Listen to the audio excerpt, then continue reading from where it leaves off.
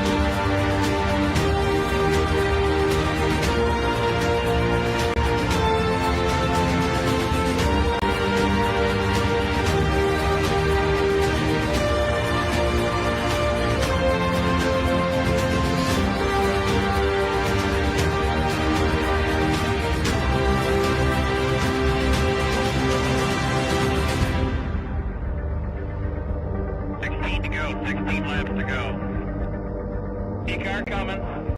P-car one back. Minus 9.4 now. Minus 9.4.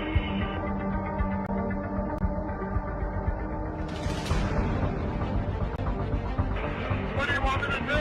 It's up nice and priceless. At it. Hold on. We're looking at it. I'm jumping in. You're looking at the bed. I'm taking to the rear. Hit this lap. Hit this lap.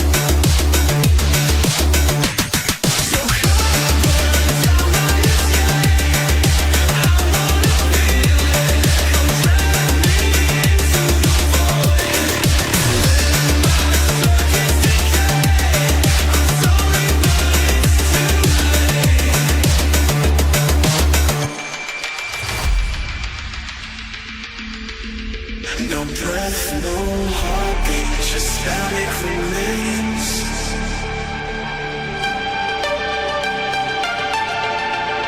Hollow reflections, ghosts in the cold.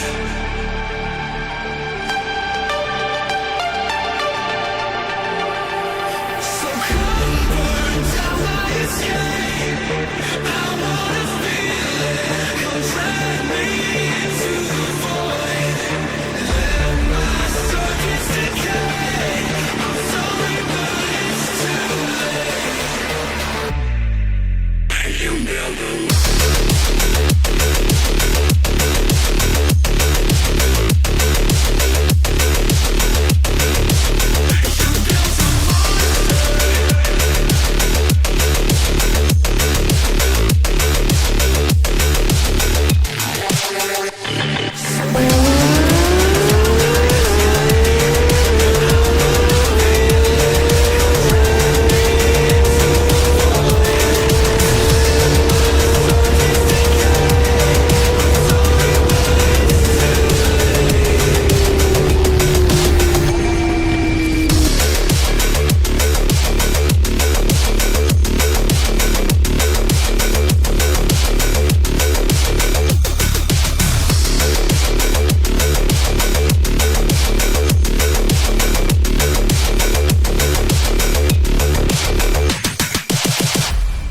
I have come here to chew bubblegum and kick ass. And I'm all out of bubblegum.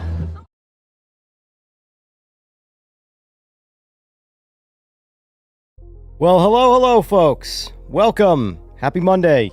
Happy Memorial Day. Thank you for your service. Yeah,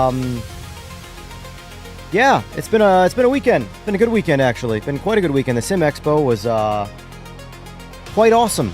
Quite awesome. I'm very happy I went. I was on the fence about if I was gonna go for a minute there, but I'm ultimately happy I chose to go because there's just a lot of cool things there. I didn't get to do as much as I wanted to because I have a really bad habit of like overly researching everything long before I dive into something. So I basically knew what I wanted to see there. It was a lot of things that I either already experienced or you know, more budgety things. And then there were the super high-end tier things that I wanted to experience. And a lot of them I never really got to because well, apparently I wasn't the only person there that had that mentality if I want to experience the crazy stuff. Because there were lines everywhere. I wanted to get on the motorcycle sim because I kind of wanted to pick it apart, respectfully, of course. I am one of those people that know that there is just going to be no real way to properly simulate motorcycle racing outside of a glorified Dave & Buster's experience. At the very least, the rig needs to be able to do wheelies and do endos. So it can simulate aggressive braking where you lift the rear tire, and obviously aggressive acceleration where the front end just floats up on you nonstop. If anybody's ever driven a 1 liter, which is like the basic standard for Superbike, the front end is very rarely on the ground, even when you're trying to not keep it on the ground. 600s, you dominantly have to pick the rear end up. But on a 1000, they do it on their own, and you're spending most of your time managing throttle, keeping it on the ground, you know? So without even front end lift, which I don't think it had. I looked at it quick. I didn't get a chance to get on it, but I didn't see it do it at all. And anybody watching, it just looked like a left and right leaning sort of machine. And while it was cool and I'm all about innovation, motorcycle racing relies 100% on G-forces. When you lean off the side of a motorcycle, you're being pulled in the opposite direction you're leaning of, essentially. So you're naturally still, even though you're leaning off it, you're being pulled towards the motorcycle. Whereas when you're sitting stationary on that sim, when you lean off the side, gravity's pulling you straight down. So you have the sensation of, I'm just going to fall right off of this thing. I don't know. It's cool, it's innovative, but at the same time, I just don't think it can be done to ever really fully interest me in like a motorcycle sim. But hey, I'm all for them trying, you know? Unknown, what's going on? Shaolin, what's going on? Shadow, welcome, welcome, welcome. Clean cars for a dealership. Hey, nothing wrong with that. Nothing wrong with that. I used to do that. Wait, back when I was about, I want to say about 16, 17 years old. I did that. Detailed cars for a dealership.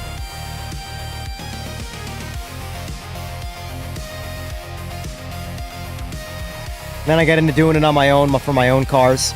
And then I quickly got exhausting. Now I don't want to touch a car when it comes to detailing it. But anyway, the expo was great. I spent most of the time in the Project Motor Racing booth.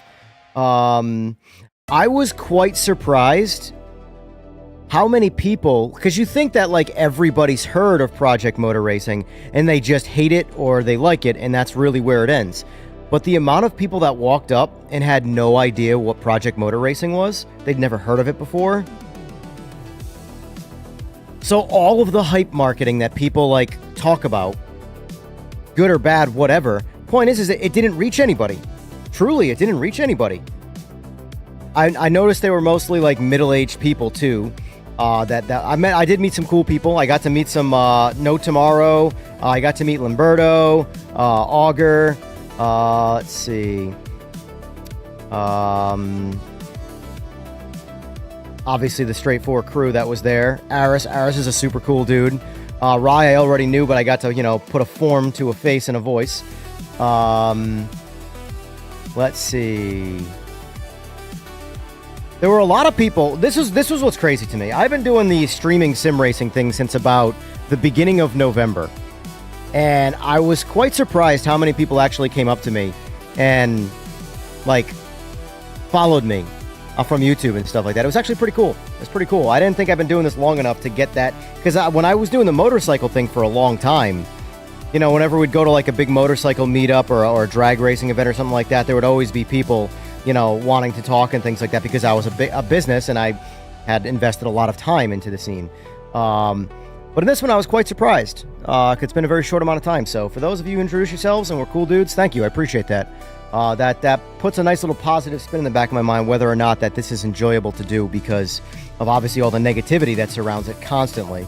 But that being said, though, I'm super pumped I went, VR looks good. Yeah, the VR, we're going to get into the details of the VR in a bit. There's nothing wrong with that, Monk. Nothing wrong with that. Money's money. How you make that money is irrelevant. Trust me. Everybody clings to how they make their money and pride and things like that. Just grind and leave the pride to the side.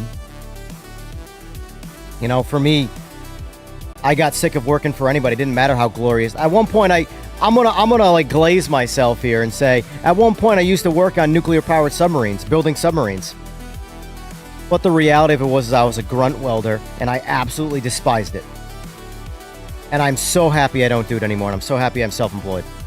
So, you'll find that I think self-employment's always the way to go, but you gotta find your niche. You gotta figure out whatever it is that you can do. And then just figure it out, Going on, Ro.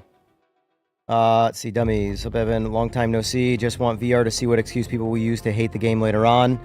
Yeah, there's no doubt. Like, for example, I went into this going, yay, VR's coming. People will stop complaining about it too. Now I'm going to buy a MetaQuest 3 and experience VR at home in this rig.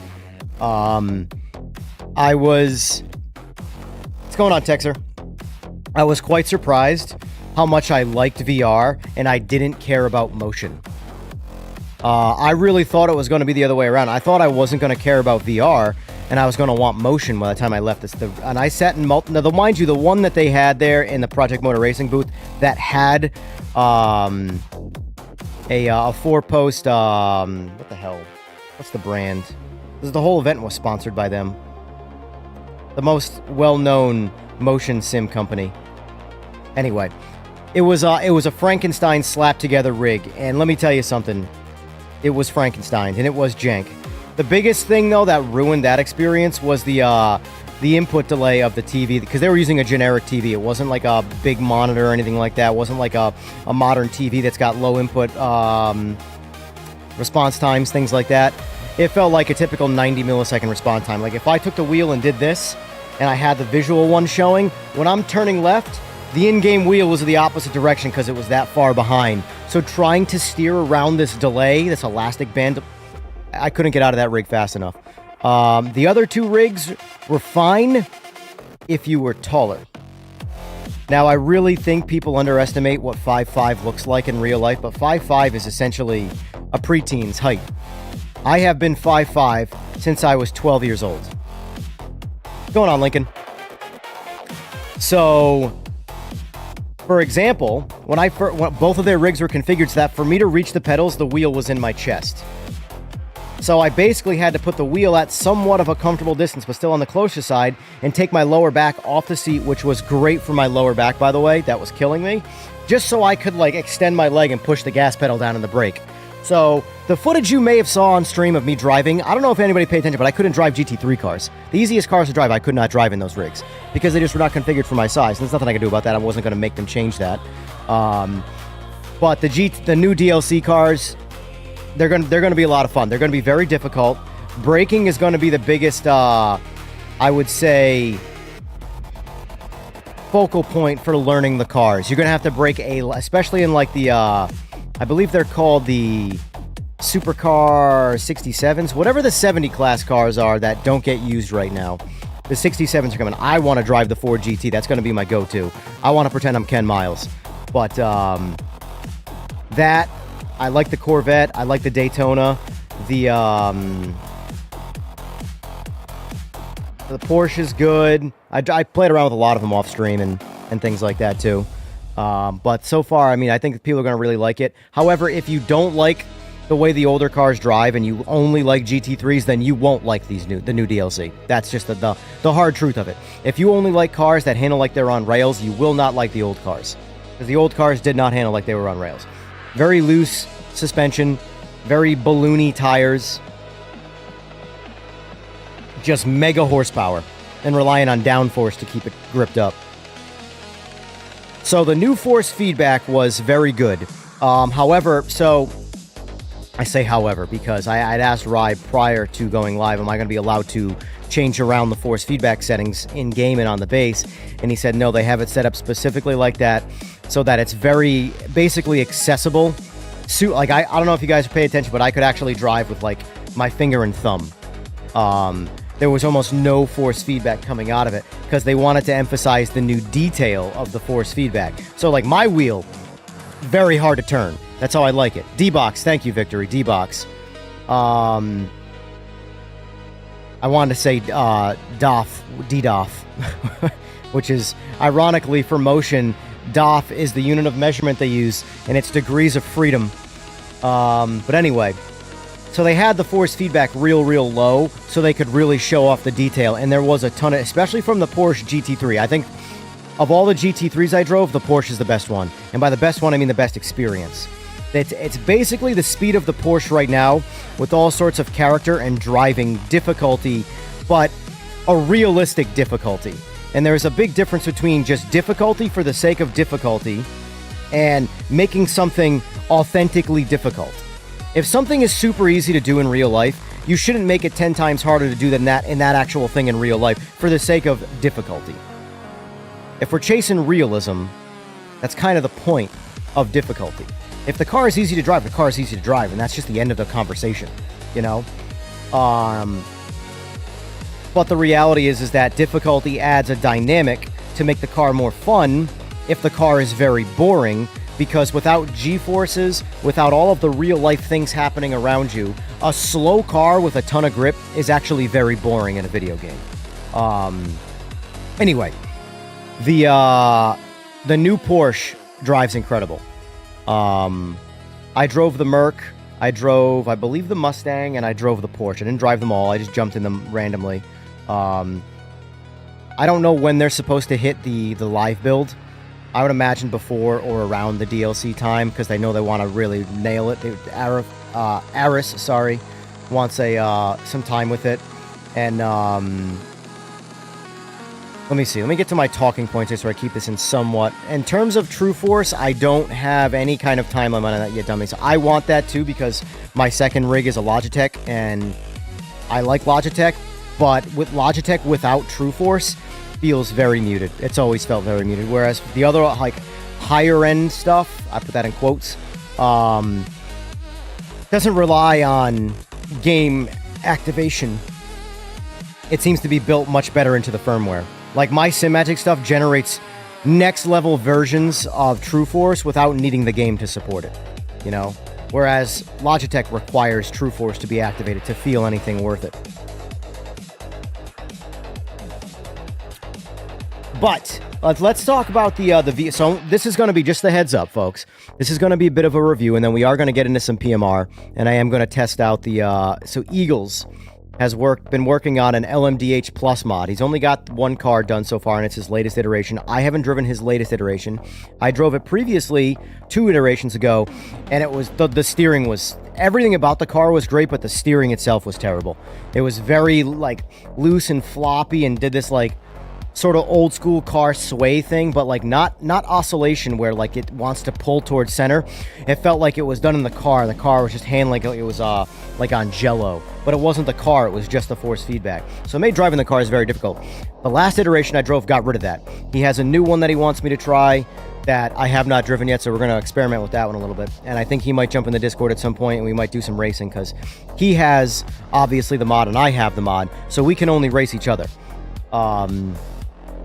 Because it's an install file and you can't get it on the Mod Hub. He's eventually planning to submit it to Mod Hub, but he just wants to get it dialed in.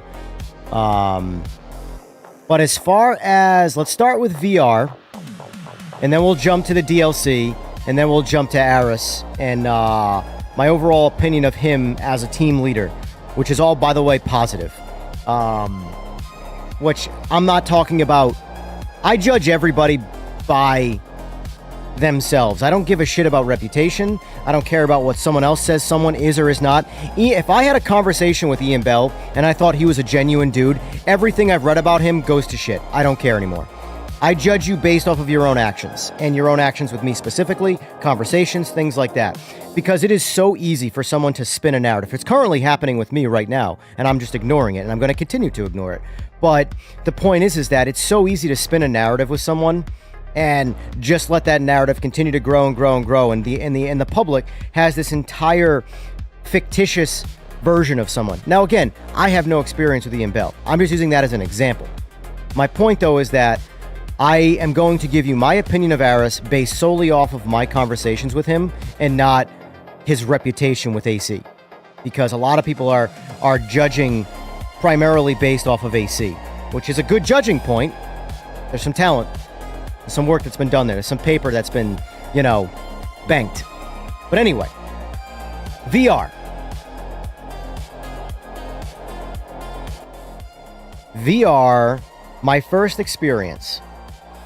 So we use the Pimax, which, by the way, I don't like the Pimax. My biggest reason for not liking Pimax is the peripheral view, not your field of view, because obviously where you turn your head and that's where it looks, but the peripheral view, when I had the goggles on, I could turn my eyes left and right, and I would run out of screen real estate. I would see just darkness.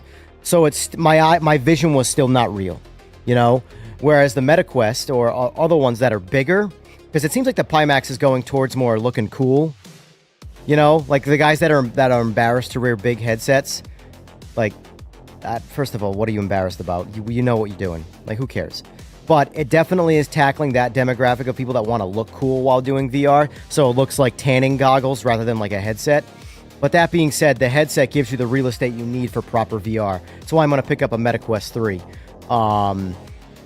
But anyway, I had no intentions of buying a headset until I experienced it. So I'm like, you know what? It'll also, the great thing about it too is it will unlock VR for all the other games that, hey, I wonder what this game that I've played a bunch of hours in is like now with VR. But, so I jumped in the VR. The very first time, this happened off stream, by the way, Ryan configured it for him, meaning he sat where he sat and he configured that to be the neutral point. And then when I got in it, well, again, everybody underestimates my height. When I got in it, the neutral point was my eyes were staring at the center of the steering wheel. So I was doing this to see, literally, looking over the dash like a child. So he had to reconfigure it before we went live. And when he was configuring it, it was hysterical. He was doing this. And then configuring the button, so that would be the neutral point, so when I got in it. However, he went a little too low, and I was really tall, but you know what? I could drive that because I could see. But anyway. So let's talk about the positives of the VR. Well, for one thing, the actual working experience was awesome. Perfect, in my opinion. And by working experience, I mean functionality. So by that, I mean instantaneous response. There was zero delay, zero lag. That was my biggest fear with it. Is it going to be like this elastic bandy input lag stuff where I'm getting delayed imagery? I mean, when I moved my hands in response to a snap oversteer or something like that, the wheel in-game, by the way, the goofy hands that you see in-game looked like my hands. Like, it was actually wild to experience. Now, mind you, that's coming from someone who doesn't experience VR. I was shook at how, at first, it was very difficult to just drive the car. But once I did a few laps, I think I was in the Porsche on Mosport, it got very comfortable. And honestly, from an immersion standpoint, it did the absolute most over anything I've experienced. Because I would look in the direction, I would look down at the dash. Everything's 3D and not just a 2D image that's trying to tell you it's 3D. I was very impressed with the response time, the overall, working ability of it. The negatives, I would say, are it's still in an unpolished state. It needs some visual tweaks. And by that, I mean it was overall... Now, some of this could have been the Pimax. Some of it could have been the game. According to Ryan, he said it's about 50-50. Some of it's the Pimax. Some of it's the game. The obvious things were like the location of the telemetry. that stuff was way off. Like if I'm looking straight, I'd have to turn and look down over here to see my the wiki page or whatever the hell you call it. And then if I want to see my tire temps, I'd have to look over here.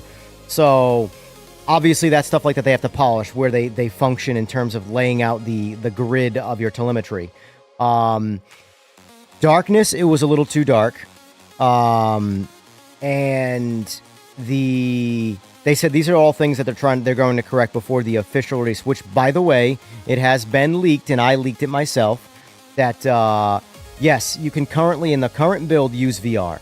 Just know that it is an incomplete variant of it, but with a few tweaks of lines of code, you can enable VR currently in the build. But the other thing was the shimmering. So if you read the Traxian article, they talked about aliasing, and it's not aliasing that's happening, because aliasing is jagged lines. So it's, imagine there's a line here on the top of my steering wheel, and there's a background image behind it. Aliasing is the sharp line that would be the dividing line between those two images being very jagged. This wasn't what you were seeing. Aliasing is just the best way. The best word I would use would be artifacting. And by that I mean, here's an image, and there's another image behind it, and there's like this two images, like a kaleidoscope happening. And it's like this shimmering action, like this artifacting going on. And it's this very strange thing. While you notice it right away because you're used to staring at an image, but once you get into the VR movement and you're playing, you don't really notice anymore. It's there the whole time. You can see it, but you're not paying attention to it. That, in my opinion, needs to get dialed in a little bit, whether that's a motion blur, whatever that is. But I was surprised, too, that there was zero nauseating effect from the VR. Nothing there whatsoever. I mean, if you've played VR, you know whether or not you get nauseous from it.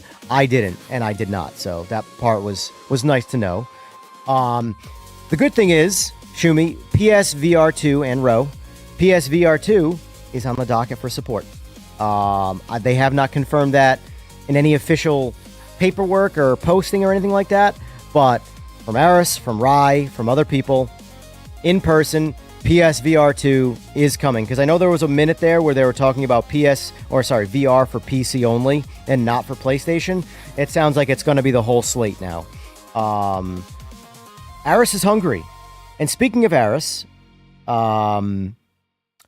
let me jump over to Giants. Giants was there. They were next to each other in the booth. I don't know who it was, but he seemed like he was, at least more of the guys that were there, he was the most in charge of the Giants side. As soon as I was done with the VR, he came up to me and wanted to know what I thought. He's like, I want data points. What do you guys think? What do you think? What are positives? What are the negatives? What can I, because they're obviously going to have a meeting and talk about this stuff. And he's like, oh, awesome. Thanks. I appreciate that. Thank you. Giants is hungry. Giants is hungry to deliver a badass game. Aris, the guy in charge of design, which is a very, very important role. I don't know how you guys read his title, but it is wildly important. It is the guy that everybody has to answer to when it comes to their inputs, and he makes the decision. So what the team was missing before, so in my own experience seeing the team, is that there's a lot of talent, but there's a lot of tug of war going on. A lot of debate of well, I think we should do this. No, I think we should do this. You see it in consumers all the time. Consumers disagreeing on what they should do. Well, that happens inside development too. But now that Aris is there, Aris is the guy to go, you're wrong, you're right, we're doing this. And that's why he was the one saying he's going to be taking full responsibility. He is the shield. Because at the end of the day, he is the one responsible. All of the ideas are coming from the team, himself included in that, because he's part of the team. But he is the one to make the judgment call for a change. So Aris is the sole responsible party here. But my conversations with Aris, he said a lot of things that I appreciated. One of which that stood out to me, he's like, when it comes to game development, you can't, I'm going to paraphrase this, guys, because again, there's also somewhat of a language barrier there too. But aside from his direct words, I'm paraphrasing as well. And essentially along the lines of, to make things perfect, you have to break things. And by that, I mean, he's gonna make changes that you don't like, that break things, that make things worse. And these are steps to getting them right. So when you think something, because I know I've preached on it, is worse. It might only be temporary in the grand scope of things becoming perfect, becoming accurate, becoming dialed in. So when you think something is good, and all of a sudden an update comes out and now you think it's worse, that might only be temporary. You know, that's just an example of a scenario like that. What you can't do in development is take these tiny little baby steps that just don't advance the game at all. You know, introduce things, break them, fix them.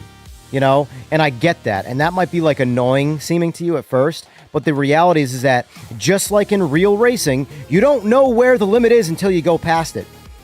How do you think they figure out what maximum strength pain medication is? They go past the maximum, and they go, oops, we got to dial that back a little bit. That's how you develop things. That's how you advance. That's how you move the needle. But that, and in private conversation that I've had with him, he is obsessed with the Giants engine. So I've seen a lot of talk about the Giants engine being a mistake. They should have went with UE5, this, that, and the other thing, blah, blah, blah. When I talked to Aris about the Giants engine in private, not around Giants, he is he's nerding out. He's a kid in a candy store. He's about all the things the engine can do. They just got to figure it out. But he's super, super into it. You know, then he starts really going down the rabbit hole of things that I don't, and this is something that I appreciate. When I'm having a conversation with someone about something that I don't know much about, and I feel like I'm the smartest one in the room, that is not a confidence booster for me. I don't like that. When I was talking to Aris, he started going down this rabbit hole of like, cool, I checked out, bro. I don't know what the hell you're talking about anymore. I have no idea. You have gone straight down into the development nerd rabbit holes. I'm like, cool. I hope when you come out the other end, you got something cool, because I don't know what you're saying anymore. But, and the fact that, like, he does what I do when I'm talking about things that I really like, when I just assume you know everything I'm talking about, and I just start nerding out in my own brain about something. He was doing that, and I was like, I appreciate all of this. This gives me mass confidence. He was doing interviews all day. I was asked if I wanted to do an interview with him, but because I only had my phone, and by the way, if you guys saw the quality of the stream, there was no Wi-Fi. I found out later on in the day there was an exhibitor Wi-Fi. It was $80 for the day.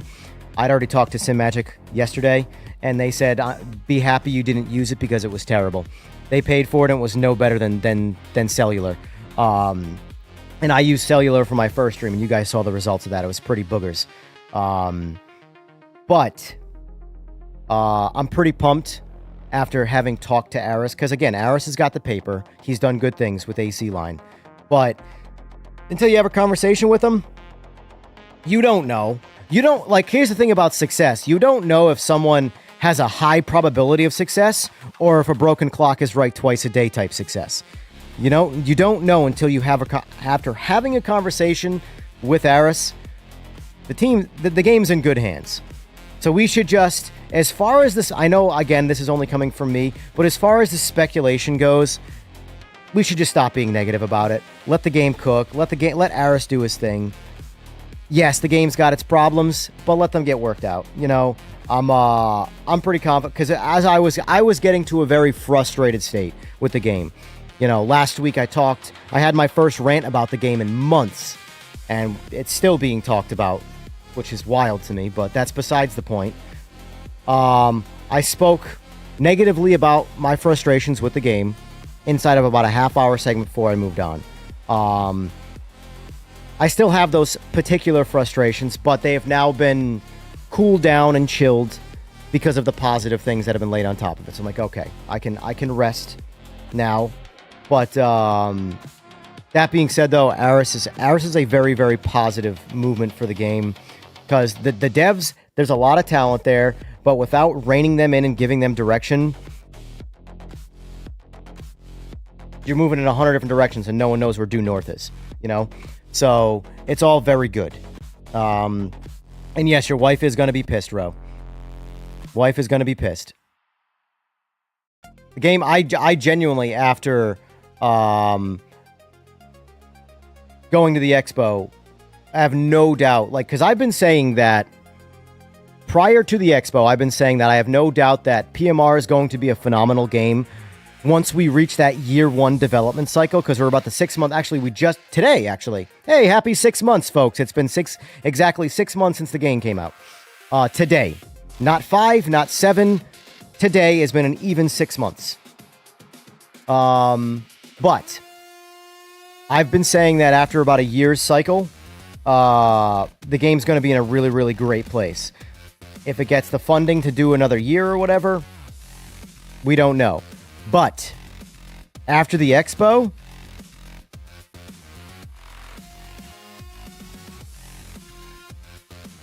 between talking to Giants and talking to Aris, I think we're going to have some years, plural, of development with this game, regardless of how it sells. Because you have to look at it like this. Giants, the publisher, went down an avenue where they were essentially a monopoly. They have had insane levels of success and made insane levels of money from that success. With sim racing, they have dove into something that they don't know much about, but they want to be good. They are hungry. When I say this is what I mean by hungry. They're learning and they want to learn more. They want to figure this out. They don't want to be like, oh, well, we tried, screw that, we're done with that shit. Let's just stick to farm sim. No. When I talked to them, they were excited, they were happy, and they wanted feedback from literally everybody. Everyone who tried anything, they went over and talked to. Mind you, that's funny, the farm sim side was like, yep, this is farm sim. People were playing it. They talked to people, but for the most part, the Giants guys were in the PMR side, talking to people. You can see where they wanted. They've already got farm sim. They've got that tackled. They want to nail this game, and they want everybody to know, like, what do we got to do? So previous to this, I don't want to say I was anti-Giants, but I was definitely wishy-washy on Giants and how they were in the development cycle. Now I'm kind of positive towards both, Straight 4 and Giants, but it was good to see. But that being said, I now see several years of development for this game, and I think we're in for the long haul. It's going to be bumpy. It's been bumpy, but I think it's going to stay bumpy, but a lot of the bumps along the way we're going to like, that being said, once they fix collision physics and give us I think collision physics is the most broken part of the game from a broken standpoint. I don't think it's netcode. I don't think it's the missing features. I think from a broken standpoint, it's collisions, because the collisions you see online happen against the AI.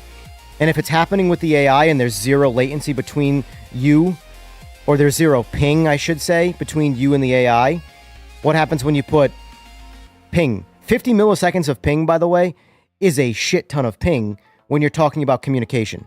So when you have 250 ping and you have broken collisions, think about it. Netcode is just going to take the core problem and exacerbate it. Sora, who's for the longest time been the guy, has been preaching collision physics, but it hasn't been a priority, right? Because the game has had so many missing features and things that we've been trying to get in the game. But he's been preaching collision, which is why he introduced the ghosting. The ghosting was a way of mitigating the collision problems based off of ping values, right? But he's like, you know what? Screw it. I'm essentially Sora. He's like, I introduced an update to the game that no one even knows about. I turned off ghosting. That way, it would prioritize fixing the collision. And bottom line is, I'll demonstrate it today. I'll show you. I will just ram the AI, and you're going to see all the collision issues with the AI when there's a speed deficit. Now, if that's happening at the core programming of the game, introduce ping in between those cars. It's only going to get worse. So the core problem is collision. And then once collision is dialed in to work correctly, then we can focus on netcoding and things like that. But go play any other game right now. Netcode sucks. Ren Sports is a joke. LMUs is when I spectate someone in LMU, spectating. When I'm watching a car with like over 100 ping, they're teleporting all over the track and sliding in the most unrealistic way possible. It's all ping. So ping is always going to be a problem in every game online forever. It's never going to be perfect. However, collision physics could be perfect. And because that's something that needs to be generated by your machine on both ends. So In time, I think that needs to be the priority. I don't think it really comes down to if the teams that's working on car physics are taking away resources from fixing the main problems, which leads me to my main complaint last week about the NGTs. It's not whether or not I like the NGTs or whether or not anybody likes the NGTs. It comes down to the focal point from a development standpoint in a game that needs a lot of work that isn't the cars. You focused on a class that at the moment, prior to the updates, everybody liked. Whether you thought it could be more difficult, it could be harder, it didn't matter. Everybody liked the NGTs. Period. After the update, which didn't need to happen to the NGTs, now some people like them more, but a lot of people like them less. And now there's the big debate on which is right and which is wrong. Well, both are right and both are wrong. You cannot tell someone their subjective opinion is wrong. That being said, my complaint with that move was they took a class that everybody playing the game liked, and they divided the fan base in a game where already there's not a lot of people playing it, and that modifying those cars, the time, not the patch side, but the coding side, the development side, you took away resources from the parts of the game that need time to be worked on, and you edited a class that everybody already liked. That was my complaint. And that still is. It's not whether or not the class is better or worse. It's the fact that everybody liked the cars, and we took resources in development to change those cars away from resources we need. Now, again, I could all be speculating, and the teams that work on the car physics could have nothing to do with the sides of the game that are extremely broken and need work. So maybe they just need something to do, and that's fine. That's fine. But I'm speculating on that, and I'm allowed to do that. And I did that for about a half hour. And for about a week straight, it's been being talked about, and it needs to end. It's getting a little silly now. But it's not going to end. It's going to keep going, because that's what people do. But anyway, let me see, what were my other talking... let me address some comments first before I go into my other talking points. Let's see. What's going on, AJ? What's going on, Mr. Grumps? Forza tonight? Possibly. I'm either going to be playing Forza tonight or PMR. Depends on what I can get a lobby going for. You know, if it's going to be... The thing about PMR is if it's going to be very hard to get a lobby going, and I don't even want to try. I played PMR with Berg and a couple guys yesterday off stream. Had a great time. Jumped in the GTs. Not to toot my own horn because I suck at this game, but I won every race in a car that I really, really like driving, the GTs. I think the GTs are the best class in the game. Limberto thinks these are the best cars in the game, too. And he's considered alien level fast, so I don't know. Anyway, let's move on. Possibly Forza tonight. And yes, the force feedback changes coming are even better than what's in the game currently, so look forward to that. I don't have VR and doubtly have it. It's more about marketing thing to me, like what our engines can do rather than a feature for the masses. It is fun, gamepad. I did very much enjoy it. I didn't think I was going to give a shit about VR. Now I'm ready to go buy a MetaQuest 3. Truthfully. And I'm not just saying that from a marketing standpoint. I didn't care at all about VR. The biggest reason I wanted VR implemented is so the VR guys could shut up. Now I want to play with VR. Now I'm never going to stream with VR. It's not a good thing, but from my own personal experience and immersion, VR is pretty cool. VR is pretty damn cool. Let's see. PMR's in good hands. Aaron's is the man. His work speaks for himself. Yeah, I mean, that's the thing. Like, I try not to judge Aris based off his previous work. And like I said, I want to judge him based off my conversation with him. And my conversation with him was extremely, extremely positive. And very much like the guy. Very much like his confidence. And I very much like his risk-taking confidence. About, like he said, about breaking things to get them better. I like that. I like those words. Let's see. EW Sim Racing. Aris took in all my feedbacks as well. Nothing is off the table for him, not as long as it makes sense. Exactly, and it shouldn't be. You know, these guys want to hear what everybody thinks. What's going on, Trev? Many things are broken, to be honest. Collisions, true to track. Collisions, I think, are the number. Yes, there's a lot of things that are broken, but collisions, I think, are definitely the worst aspect of it, for sure. It's the one, for me, if I'm playing by myself, it's the one immersion breaker. What I love about PMR is when I jump in a car solo on single player and I just do some laps, I'm in love with the game. Truly in love with the game. AI, it's fun, but it does bring it down a little bit because the collisions are a little weird. Online, when you're playing with people you know with low ping and you trust to not hit you and you not hit them and have a good race, the game is incredible. But when you're playing with, idiots and there's weird janky contact physics happening combined with netcode, it feels the most broken it could possibly feel. According to the devs, though, post join in progress, collisions is the forefront of development, which is good. That's what it needs. It really, truly needs collisions to be fixed. Is this game better than Rennsport? Rather than me give you the answer, because I know what my answer is going to be, there's a stream I did last week where I compared the current build of PMR to the current build of Rennsport, and I just jumped back and forth. So I would say I would let you be the judge of that. But my personal subjective opinion is PMR is way better at the moment. Like it's not even close.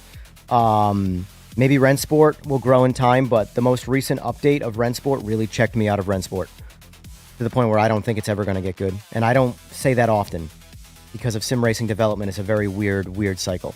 But maybe this is the true starting point for Rennsport's development, where now that they're separated from Nacon and they are truly a self-published game, maybe now it will purely get better. We'll see. But for now, I won't play Rennsport again until the next update. Yes, Matthew, everything for me is 11 p.m. Everything for me at nighttime is 10:30 at the earliest. Occasionally, I'll start early. That being said, 2 up-and-coming podcasts I'm doing, which I start these earlier, at nighttime, of course. One will be Aris. Aris has agreed to do a podcast with me. And another one is Elliot from Simagic, since I didn't get a chance to do anything with the booth at Simagic because of how crowded they were and the awful service I had from the cellular service, I mean. So we're going to do a podcast on a bit more grounded territory. We're going to go over their newest lineup of stuff. So if you're into Simagic stuff, that'll be one to watch. But Aris is going to do one with me as well, which is good. Yeah, Trev, I didn't do an interview with him because I had no service. So, and I didn't have camera equipment. I'm not that kind of person. I'm a shoot from the hip person. So we're going to do a podcast, Trev, me and Aris. He's all for it. He wants to do it. And he definitely wants to talk about things. So, it's pretty cool. But, all right, that covers chat. Let's see. All right, let's jump over to the DLC content a bit and talk about the... So as you guys saw, I drove the DLC content. Please do not judge my driving with how the cars handle or my ability to drive them. I drove them on my own rig. I can keep it on the track on my own rig. But that being said, driving the cars on their rig...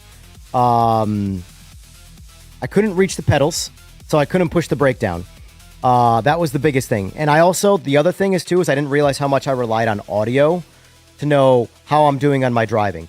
So the way they had the overall force feedback configured, there was not a lot of force feedback on the DLC cars because they're old cars. They're not super snappy suspension, gripped up cars. So that grip always translates through force feedback. And because they had the bases so soft to be accessible for people, like kids could get in these rigs and turn the wheels. I just couldn't feel anything.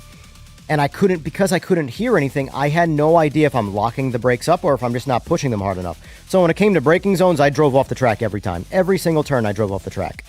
Cars that I really liked driving, by the way, there's 3 classes of cars that are coming to the DLC. There's the GT60s, which are technically the generations, the 60s, and then the 70s, GT70s, and then there's the supercar 67s, SC67s, which is going to be the Ford GT and the Chaparral, if I'm saying that right.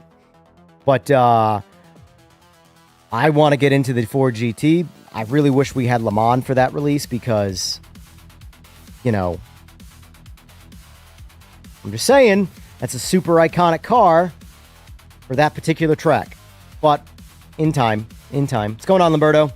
By the way, I have on stream footage of Lamberto crashing twice on a track in a car that I did not crash in. Porsche did not crash. Lamberto did twice. I'm just saying. He's a real person. 2 times. He's not an alien. He's a real person. I have pictures to prove it. Anyway. Yes, Limberto was there. Yes, Limberto was there. Here, you know what? Hold on.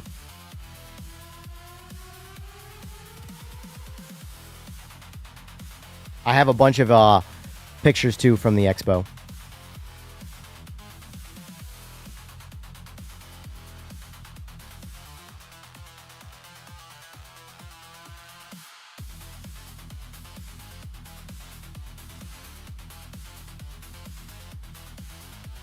So this picture right here is me coaching Limberto on how to drive. Just so you're wondering. This picture here, this is me. This is Limberto. This is the Giants guy. This is the guy that was... Like, this guy is Giants. And he's sitting in the PMR side the whole time. Anyway. This is Limberto. You don't get to see a face. You just get to see the back of him. And that's me teaching him how to drive, because he doesn't know how to drive. He's a noob, in case you guys didn't know.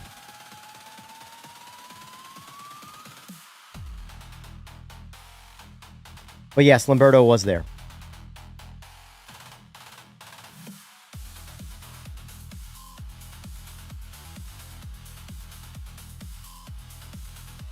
Ford versus Ferrari if we had Ferrari. Yeah, I don't know if we're ever going to get Ferrari because of licensing costs and issues and all that. Next update is going to be awesome. Yeah. Hopefully I don't know when the official release of the next force feedback is and just general physics updates. GT3 right now, guys, drives awesome. It truly does. All the cars are somewhat unique. They're still being developed. Oh, and one thing that was mentioned that wasn't mentioned on stream with DLC cars right now. The current DLC cars do not have the tire model that is going to be released with the DLC. So when we get the DLC, we're going to have different tires than we currently had at the Expo. The back of you, like always. It's true. It's true, Limbert. It was the back of you. But I was right there on your bumper, and that's all I care about. Did anyone ask for the plans for Ferraris and McLarens? No, but I can ask Aris that. If you guys want, I will put up a questionnaire of things that you guys would like to see me ask Aris during the interview. Questions within reason, you know, not what was your mother's maiden name, what's your social security number, things like that, you know. But yeah. What's going on, Rapid? What's going on, Stu?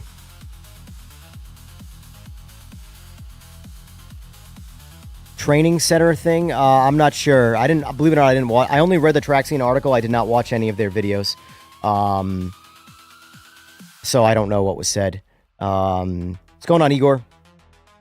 Ferrari so damn selective. They'll give license to GT7 and ACC though. If PMR gets huge, I think they'll consider it. Yeah, I don't think that Ferrari is going to give this game a license because of their pride until this game gets real world momentum and gets proven to be so. Because like even Traxian still said this game is so unrealistic, which to me is nuts because I want to know what they're basing that on. Truly. Like, where they're getting their realism notes from. Is it just playing other Sims and being told that's realistic? Because the biggest reason I like PMR is because I think it's the most realistic when it comes to how most of the cars drive. Basing that off of my real-life driving. You know? So I don't know. I've seen so many people with zero driving experience give opinions on what they say realistic is in a sim. And I just don't know how... I have no idea what the space shuttle feels like. So I'm not going to go fucking tell an astronaut what the space shuttle should feel like. I don't know.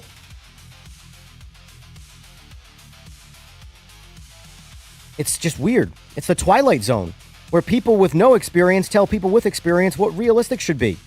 So strange to me. Anyway. Don't really care for Ferrari. I don't care for Ferrari as a brand or a company, but there are some mainly old Ferraris that are some of my favorite cars. 308 GTB, especially the one that's like iterated in Gran Turismo, is one of my favorite Ferraris of all time. It's just a regular old Ferrari, you know? There's a lot of old Ferraris that are some of my favorite cars. But yeah, newer Ferraris I couldn't care less about.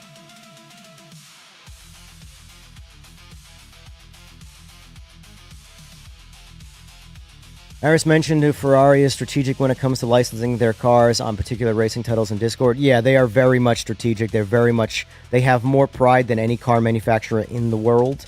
I'm Italian, not to that level of Italian, but I am Italian, and trust me, they have pride. They've got ridiculous pride. To be honest, you'd rather have McLaren. McLaren's a good one. McLaren's definitely a good one.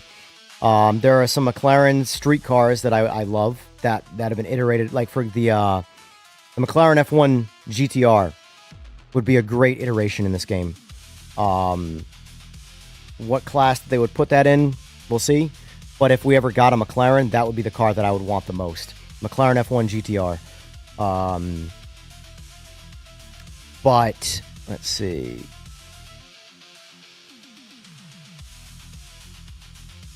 They could. He does have experience with that car, Jack. He does. Gamepad. Jack does have experience with the Ford Capri. I believe that's what he has in real life. So when it comes to a car like that, with the things he's done with cars like that, that's where his opinion of that car should go right to the forefront, you know? So, like, for example, there's a guy that's a dev that works, Doug, he works for PMR, or Straight 4. He has a lot of experience with Porsches, with varying versions of streetcar Porsches. His opinion of Porsches and racing Porsches should go to the forefront of development for Porsches. You know, his opinion should trump your opinion if you've never driven one before. And if he says they're easier or harder, that's what they should be like. You know, and that's a big thing I wish people would just accept.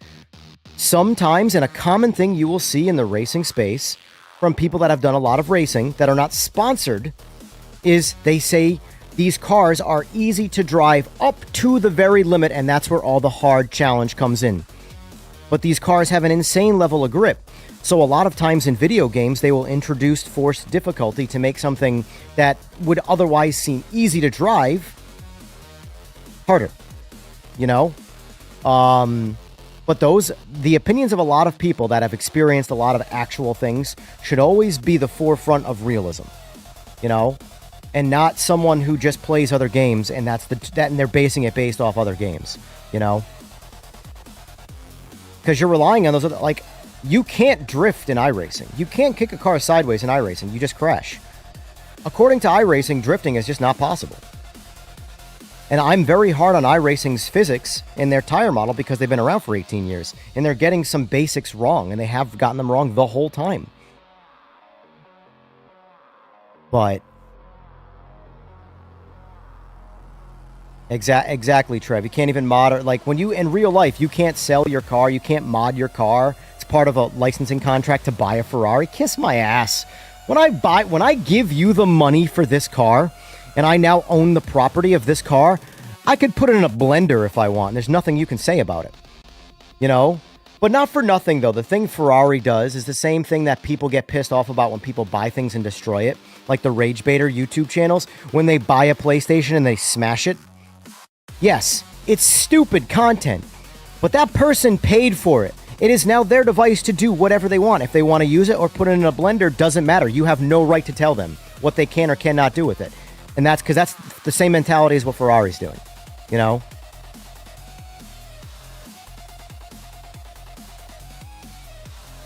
Probably with GT1s. I think it would probably go in with GT1s if I had to guess. Based off other titles and other classes, GT1s would make the most sense currently. It'd be cool to see that. I do hope that they, like, later on, it's not just adding classes, it's adding cars to classes that already exist. Because there's a lot of GT1 cars that I would love to see added. You know? I love that class of cars, and in my opinion, there's not enough variety in it, personally. There's a reason why Jay Leno refuses to buy Ferrari. Exactly. Exactly.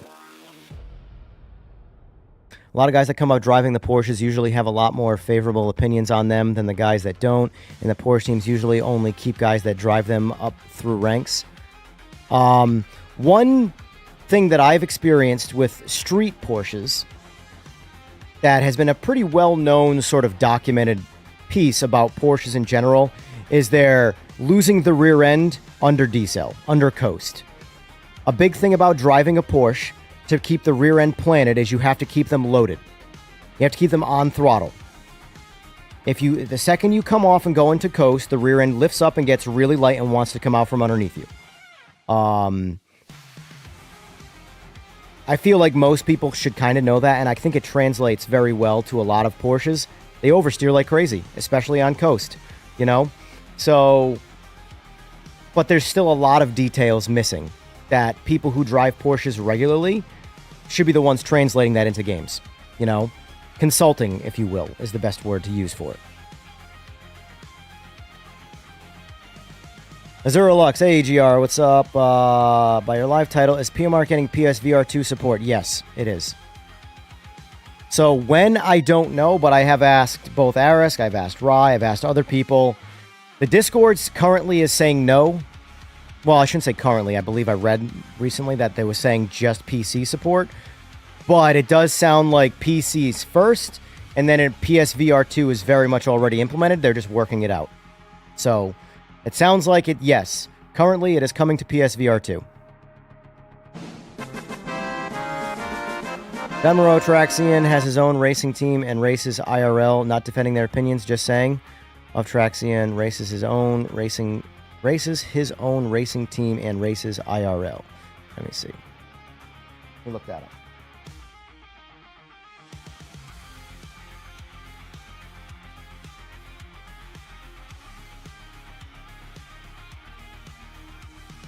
Got it. Well, ironically, John is the one I like the most in their team. He seems to be the most forgiving one. What is the other dude?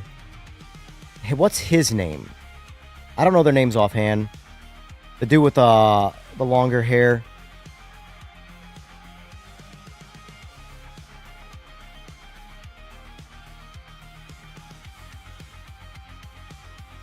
I also wish... This is something that I get really tired of when people talk about realism. When something is unrealistic, why? Give me the details. Tell me what the car is doing that it should be doing in real life that it's not doing in the game. That's what I want to hear. You never hear that. What is the car doing wrong?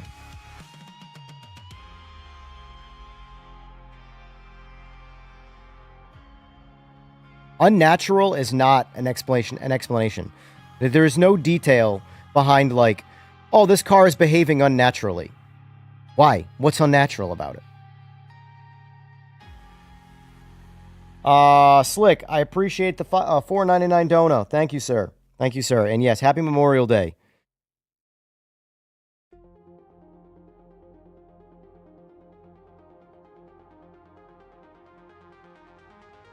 And the Traxian guy never explained what he didn't like, and I feel that needs to be said. When I explain why I think something is unrealistic or realistic, I tell you why.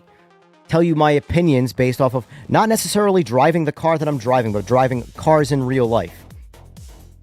I've driven a shit ton of street cars. Have I driven sanctioned race cars? No, and I never will. But I don't need to drive a sanctioned race car to tell you how a tire performs in real life. No matter what the compound of tire is, the behavior is the same. They have a grip limit. When they go past the limit, there's still a controllable limit past that. And Sims seem to just very much fail at grip control past peak grip. Always, all the time. And it drives me out of my mind. Tuned up a max grip 67 vet with 700 horsepower on Forza Horizon 6. LOL. Still fit it into a...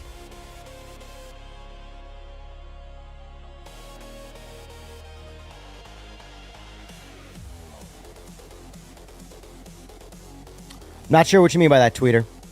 I mean, it sounds like it's a completely different, separate point. But yes, I'd be interested to see how that drove in the game. But let me see, what other points do I have here? Oh yeah, the DLC content. Let's talk a little bit more about the upcoming DLC content because I started to and then I got sidetracked. The Supercar 67s, they are going to drive a lot like the Supercar 70s. So, now they are getting a new tire model before release. But that being said, right now, if you wanted to experience the Ford GT as close to it as possible right now, you got to jump in the SC70 cars. So if you want to prepare for those cars and get as much time and experience with the Ford GT as possible before it comes out, jump in the SC70 cars. They're the closest ones to that. I think from a barrier of entry, if you wanted to start with the new 3 DLCs coming out, or the new DLC with 3 different classes coming out, the easiest cars to drive are going to be the GT70s, and by easiest I mean the most welcoming. They're the slowest cars with the most grip. Then it trails off to the GT60s, which are borderline drift cars, and by that I mean, if you try doing any sweeping turns with throttle lock, the rear end's coming out and it's staying out. Did they give a date for the DLC? Yes, Slick. It's all... This one's on you, Slick. Right here. It's all over their marketing. Right here. GT Icons comes to Project Motor Racing on June 23rd.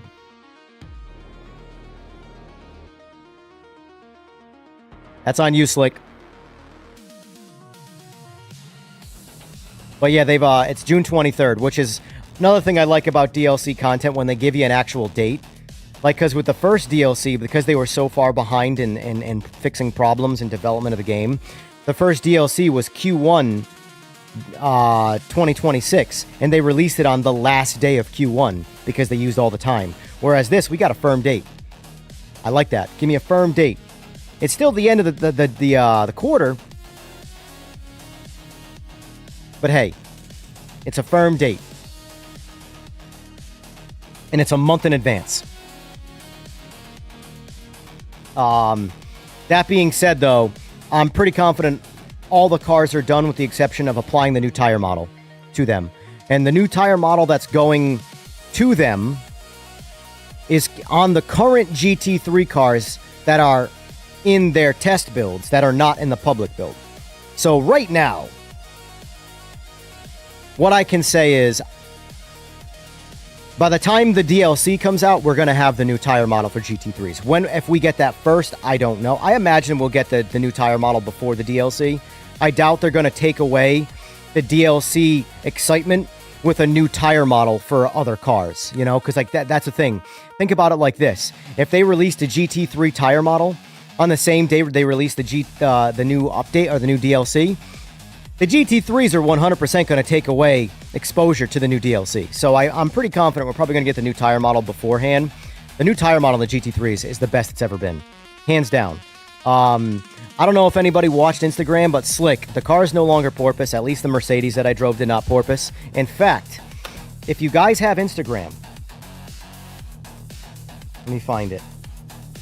You go to Project Motor Racing's Instagram, where they were doing the walk around the booth. Let's see if I can find it. Not there. There. Shoot. I thought it was on there.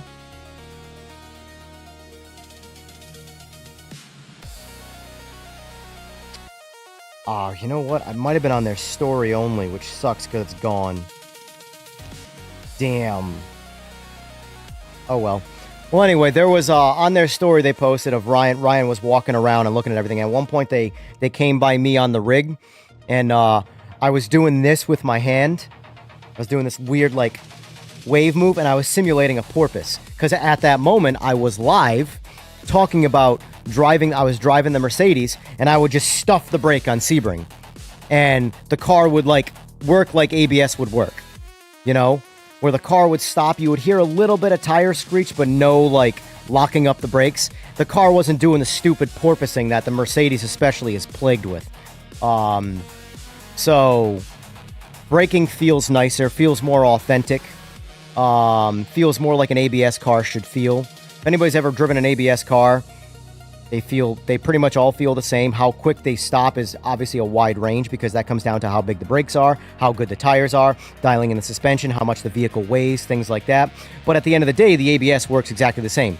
Pedal gets pulsed, the brakes get pulsed, You hear a little bit of screeching control, but you still have some steering ability. That's the idea of brakes, of ABS. You stop quicker, except if you're on things like snow, but you stop quicker and you're able to steer the car a little bit. Whereas once you lock the brakes up without ABS, you can't steer the car anymore and you're going for a slide.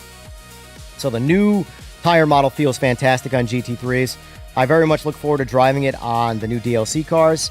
But anyway, the GT60s are drift cars. They are the second most, they might even be the most difficult cars to drive. It's hard to say.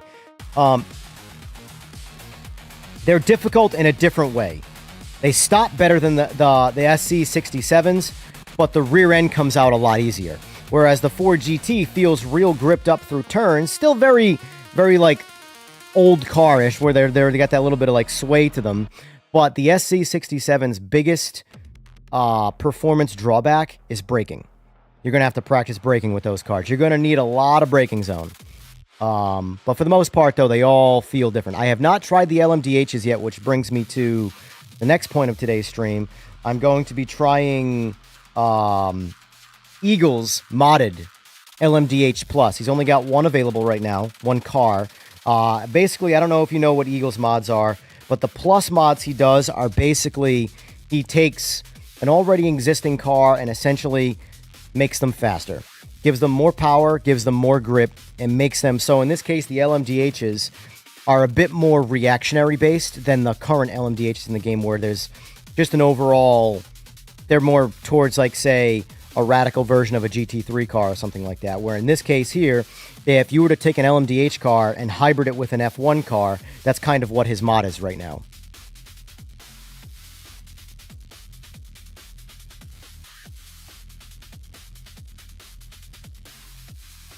For you, the banger of this DLC is the Porsche 911 RSR. If it was only this car, I would get it. Yeah. There's the Porsche, and so the Porsche, the Corvette, the C1 Corvette. C2 I haven't spent much time with. The C1's a lot of fun. The Grand Sport. The Daytona is a lot of fun. They're all, honestly, this is going to be, I think, the most divided DLC, because like the previous DLC, every car in each class, it's not out yet, Lamberto, but if you want, hit up Eagles on Discord. He can probably send it to you because it's in testing trials right now. It's not available on the Mod Hub. But unlike the previous DLC where all of the cars were very inside of each class, so the JP1s and the JP2s, every car inside of that class was very, very similar feeling. With a little bit and tiny, especially the JP1s, they were very, very... People kept talking about feeling differences. To me, it was like, yeah, these are the same cars. And there's a lot of placebo here, changing what people think about what's what in these cars. And then there was a little bit more of a range in the JP2s. But this class, this DLC, is going to have a... I think this is going to be... I can't predict the success of this DLC. Because if you're a car guy, this is going to be a massively successful DLC. Every car drives different from its counterpart in each class. Everything feels different. They all feel unique. They all feel cool in their own special way. Everyone's going to find their own car that they like driving the most, and they're probably going to stick with it. But if you're a Me Tooer, which, let's face it, a lot of the people sim racing in the world right now are Me Tooers. Me Tooers are the people that are just want to get in GT3s. This DLC is not going to interest you whatsoever. It's not going to happen. But for the most part, this DLC, if you are a car person, especially if you like old school cars, you like history, you like American muscle. Do you like do you like the movie Ford versus Ferrari? If the answer is no, you're not going to like this DLC. If the answer is yes, you're going to like this DLC. That's the reality. And not because of the Ford GT, because it's just the time frame of cars like that. It's those kind of cars, you know? I'm very much looking forward to it. My early picks are probably the Porsche in the 70 class car, but I got to spend more time with them. And plus, not to mention when the new tire model comes out, that could change everything. Because I'm not necessarily brand loyal, I'm more physics loyal. When the car just drives a certain way and speaks to you, That's kind of what I cling myself to. Right now, I think the Chaparral is a little bit better than the 40. Oh, that's what I forgot to mention. First car with DRS. The Chaparral. If I'm saying, I feel like I'm butchering that name. Yeah, let me put it up on screen. This big ass goofy wing is controllable. It's got DRS. So you'll have the bindable DRS button that's worked for nothing in this game. Maybe, I don't know, has it worked for the LMDHs? I don't know offhand, honestly, now that I think about it. Maybe it's the hybrid button. Either way, it's got actual DRS. So this wing stays in this position, and then when you actually use DRS, it goes flat.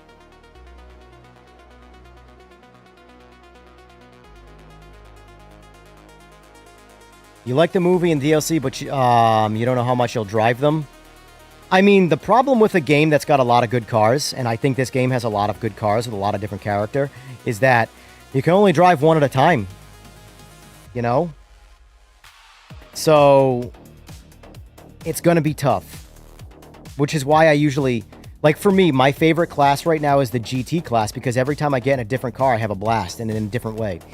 I've been having a lot of fun in the Celine S7 right now in the GT class. Anyway, let me jump over here. Will braking turn off the DRS? I don't know, Captain Crunch. I've never tried. I have very limited time on them. I suppose I could start practicing with them to get an edge, but it doesn't matter because they're going to change, so...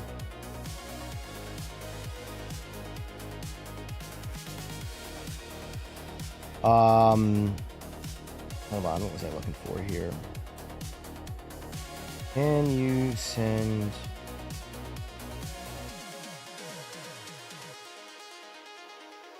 Alright, so let me jump in the game now.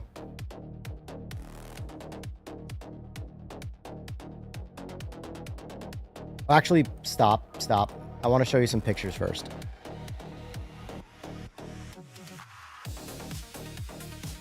Let me just skip through here. I'll show you some pictures quick.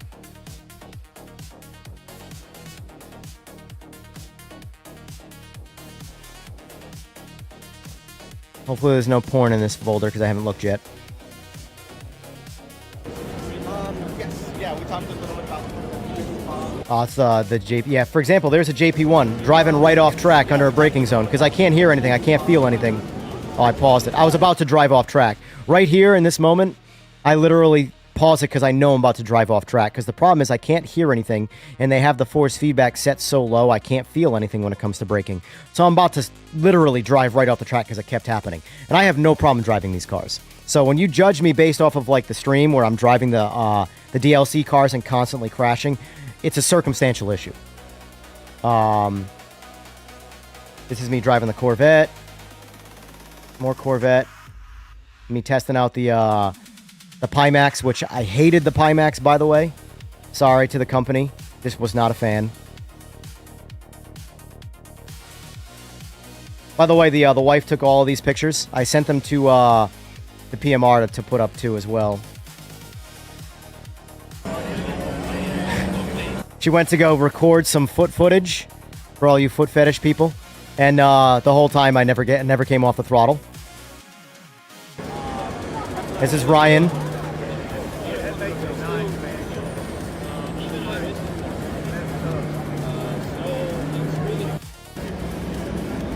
Oh, this is an example of the first time... Why can't I pause this? The first time I was in VR, the wheel is at my chest to reach the pedals, and I have to look literally up and over to see over the dashboard. Because I can't, because the VR wasn't configured for my height.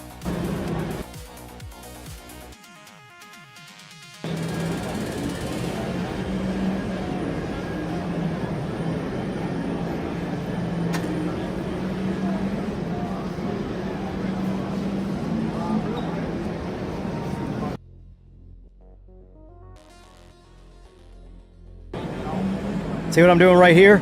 This is me trying to see over the in-game dash because it was configured way too low. So if I sat in a relaxed position, I was staring at the steering wheel. VR is super cool, though. It's super cool. I can't wait till it's fully implemented natively, because I'm going to be playing in VR. Not on stream. Maybe I'll do a couple on stream to show you, but... So hard to see where it's going. Listen, I would have done that a long time ago, but it was possible. Yeah, this is the, I don't know what language this guy speaks, but he put up his video. It's auto-translated it to US, or US, to English. Stupid American. That was during the live stream. Hey, we got a sub!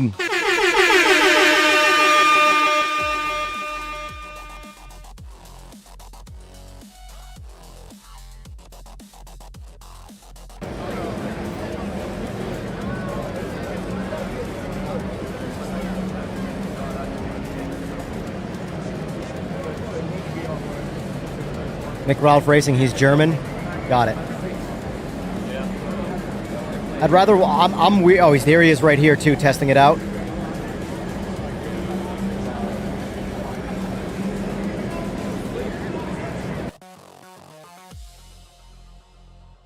Oh, there's the famed Limberto right there. Again, I'm giving him a coaching session on how to drive because he doesn't understand it. He's new to this. More coaching sessions. This guy right here doing the Macarena. That's the Giants guy. Super nice dude. This is also a Giants guy. Actually, I don't know if that is. Super nice dude. Super hungry. That's the impression I got from this dude. He is very much hungry to make this game good. Ooh, who's subbed, by the way? I gotta pop up. Oh, God, I have no idea how to say that. I'm just gonna call you Diego. Thank you for the sub, sir. All right.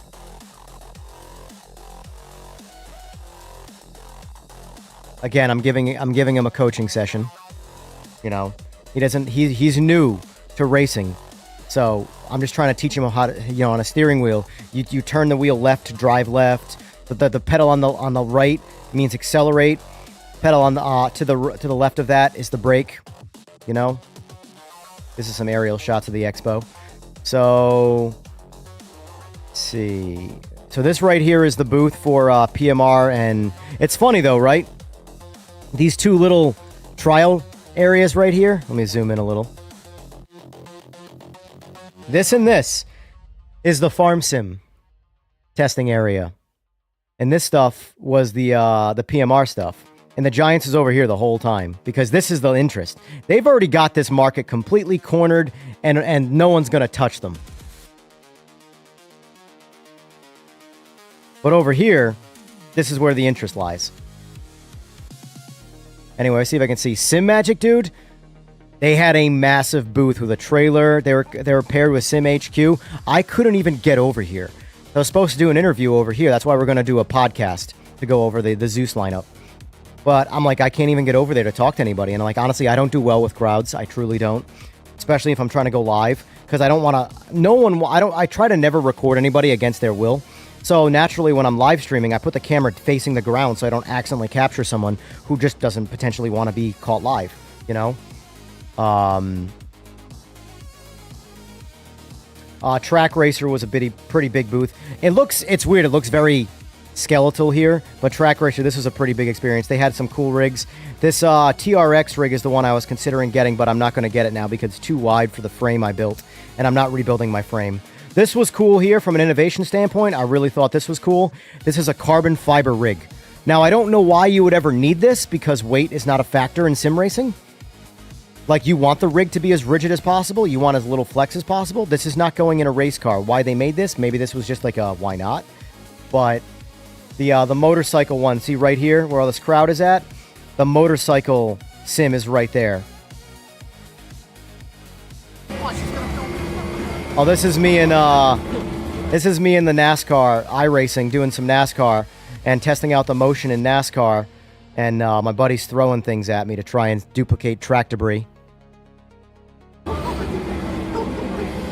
And then the AI kills me. Free on the track, look out.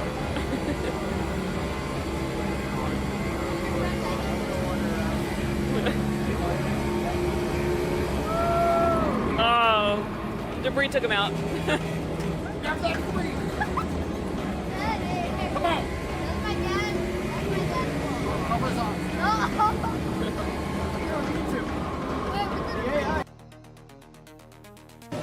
Oh, this is the frame.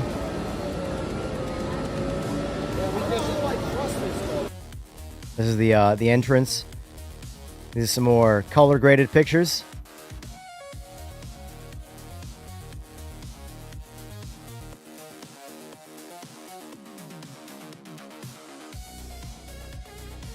This like here. This is a Giants guy right here. Giants was literally. Oh, this is a good picture of Aris. So this guy's Giants. This is Aris, obviously. This was the Frankenstein rig. This thing was mainly the TV was really bad. They really put the wrong panel on there.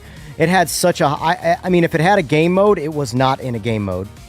So I probably could have been configured a little bit better. But from my understanding, it was slapped together real quick to get a third motion rig in there, or a single motion rig, but.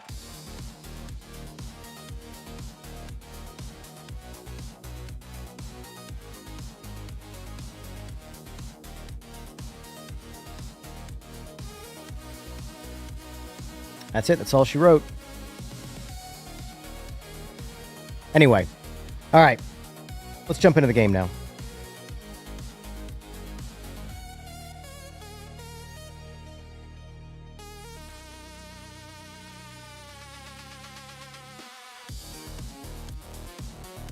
And they basically all but confirmed the new track, guys, is Road America. It's called Rusty Knoll for... Wait. Rocky Knoll, sorry. It's called Rocky Knoll for obvious licenses purposes, but if you didn't figure out during my live stream when we displayed the track and all that stuff, it's clearly Road America, which is good. I like Road America. I don't know how well Road America is going to go with the Supercar 67s. That's going to be a real tough track for those cars, but the GT60s and the GT70s are going to be a lot of fun on that track. And then obviously all the other cars that already exist in the game are going to be fun.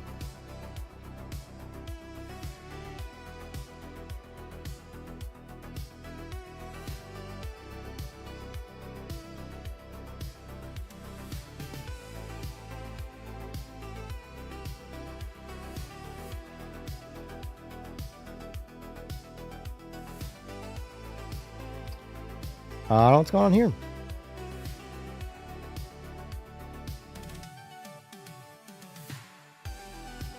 Yep, the test center is... I don't know when that's coming, but I don't know what's going on here. Did I break it? Stop.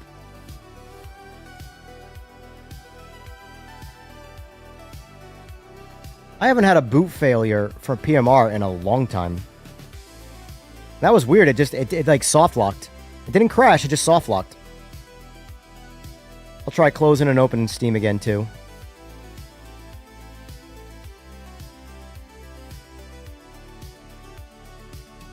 Dana, we're going to do some... I might do some customs depending on time frame.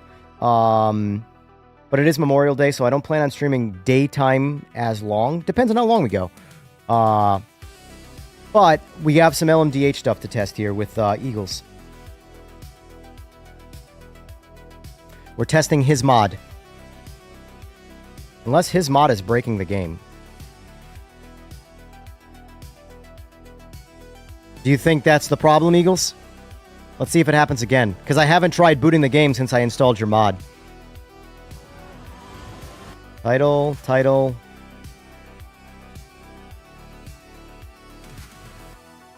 Eagles, I think you broke it.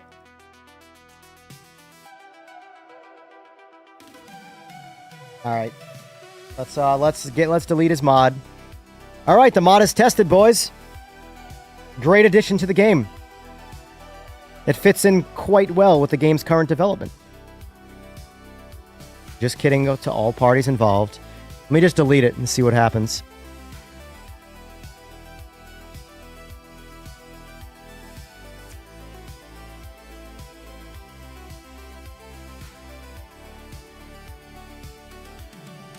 Ian Bell Jr. Oh, that's mean.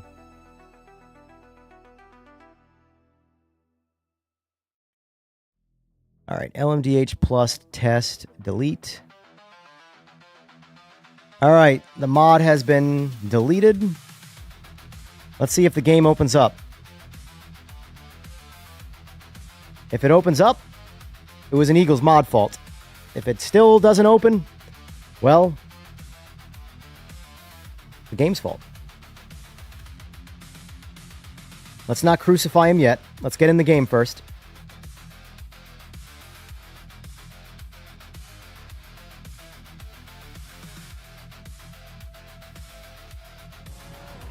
Skip, skip. Oh no, Eagles. Oh no, Eagles.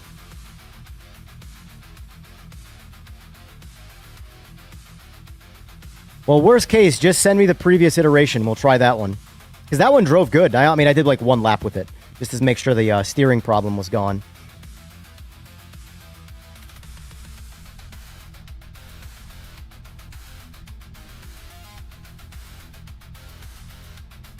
But anyway, before we get going in the game, do we have any questions about anything we've already talked about?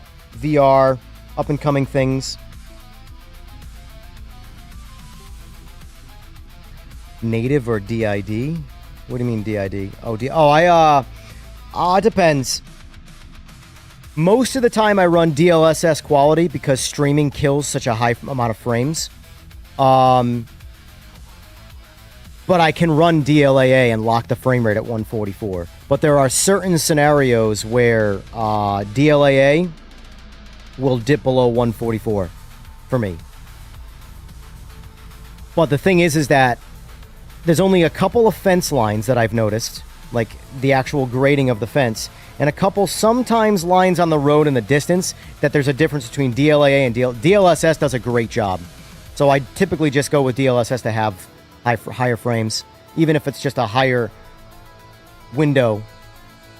Send me the one that works. All right, let's open that up. Let's close the game again.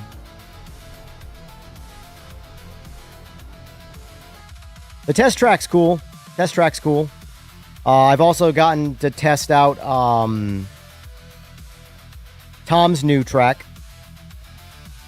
Tom's new track is cool. The I want to say Alpha and Omega, Apex Nova.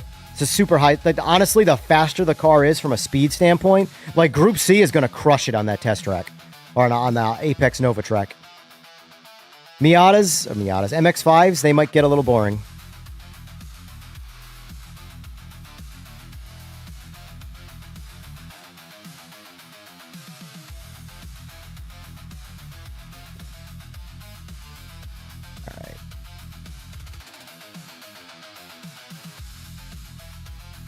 Right. Cut.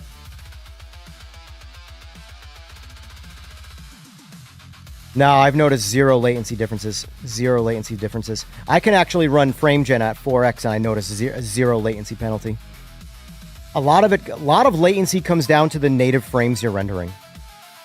The more frames you render natively, the less latency you get with the things that create more frames or do something like that.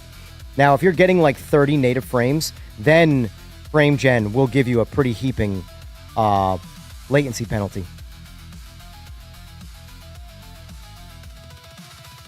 All right, the mod is reinstalled. Let's try this again.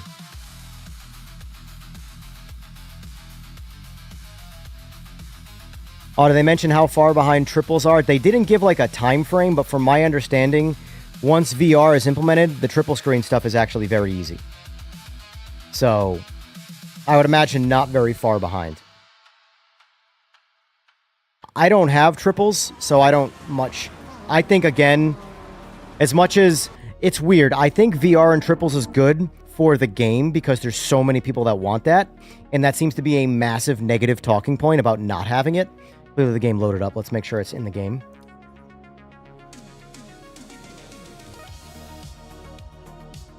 Oh, I've got to reinstall my shaders here. Everything might take a second to load here. I always delete my shaders.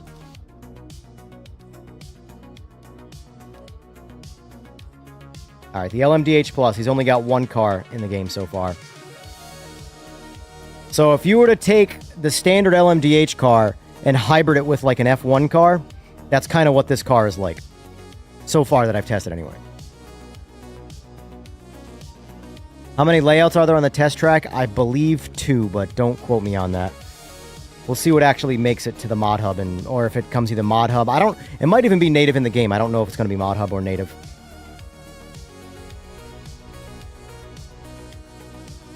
All right, Eagles, if you're ready to join up. I don't know where you stand, but we'll get in the Discord. I'm actually going to use the bathroom quick, and then we'll get to it.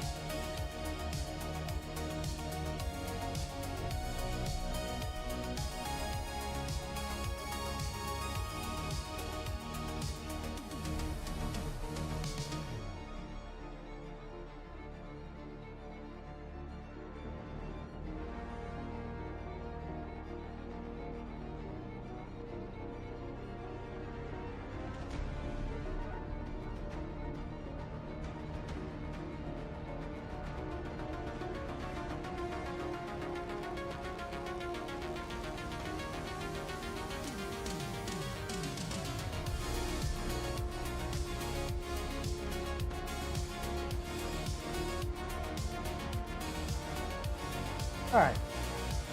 While we wait for Eagles, we're going to jump in the car and just do some test driving in it.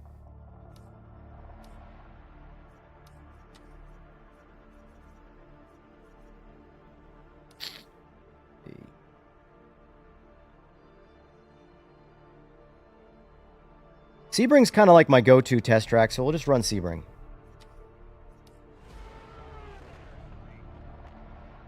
Oh, I'm also running EW Sim Racing's lighting mod, which is, from what I've seen... Oh, perfect. We're already in that time frame. It really only affects... I shouldn't say it only affects, but the most noticeable effects are sunrise and sunset. Now, again, this is only PC stuff, so, you know, he has, I believe, this mod up is on Overtake GG's section. But it makes the sunrise and the sunset a lot more realistic with sun rays and things like that. Looks pretty good. It'll only be about an hour or so? Okay, no problem. I can pre-compile shaders. I've never done that. That's interesting. Get that out of the way there.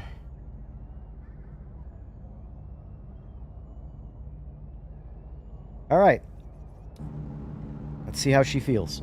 So I also have my my windshield mod still installed. Let's turn off the line for the sake of immersion. Actually, let's turn everything off for the sake of immersion. Line off. Cockpit. HUD.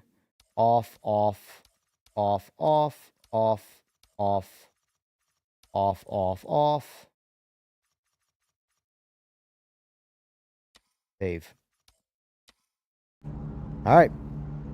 Full immersion enabled.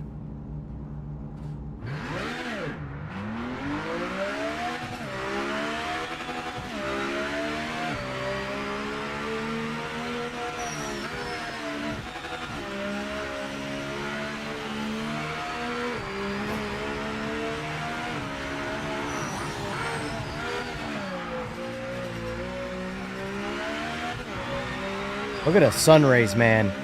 God, that looks good. Look at that early morning sunrise.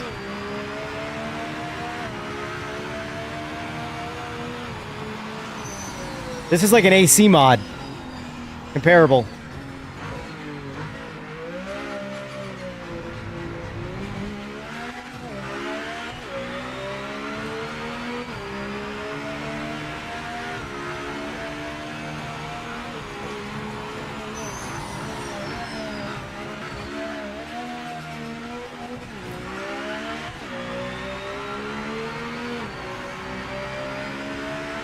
Oh, oh, couldn't see.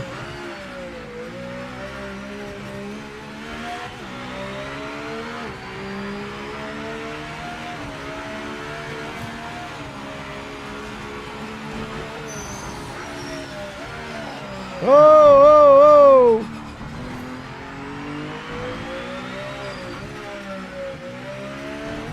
I need to be able to see.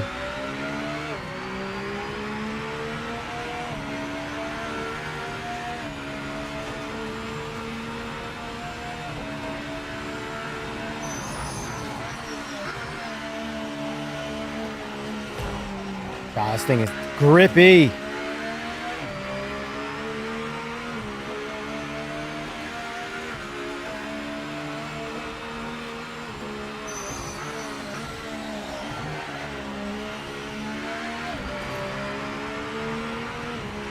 You know what I'll do? I'll display, actually, let me back out of this. Let me add an hour to the time.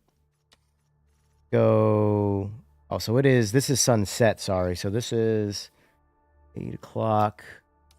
Let's go 7 a.m.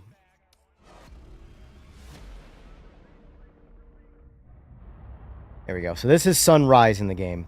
God, look at this. Well, this isn't the game's lighting. This is a mod. It really only affects the sun rays from sunset and sunrise. That was an 8 p.m. time frame, what you just saw there. So let's go.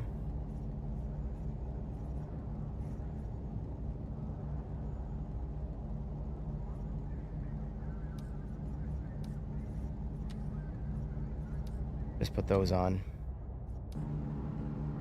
All right. That way you guys can see some telemetry.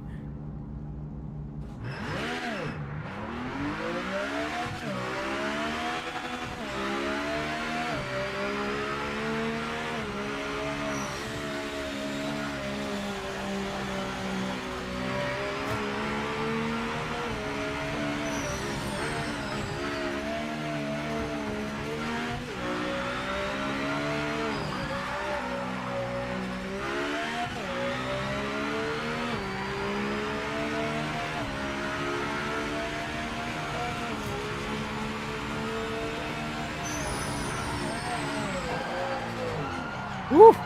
Need some braking zone.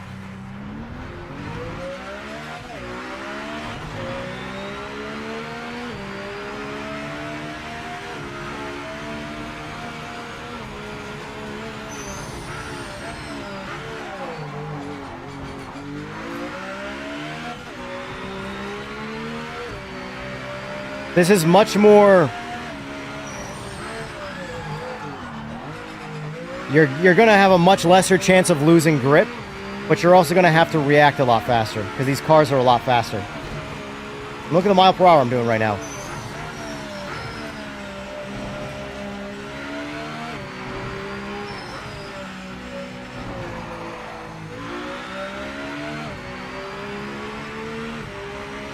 Yeah, it's really not the same, Limberto. It's unfortunate. I hope PlayStation gets a buff soon. But it's, again, at the end of the day, it's going to be tough because it's a new game on an end-of-life console. So visuals can really only improve so much.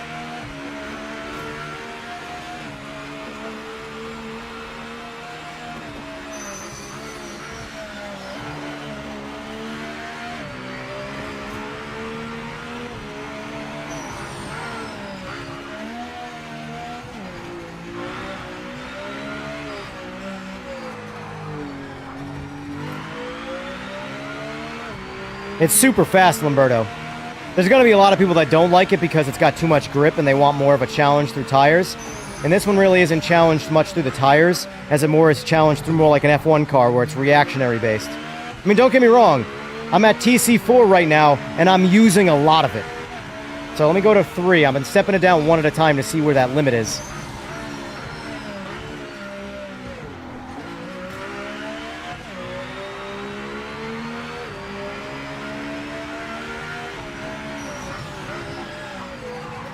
Whoa, whoa, whoa. Yeah, this is going to be a tough track for how fast this car is. I'm sure Limberto will go around the track his first time and set a world record, but, you know, it's whatever.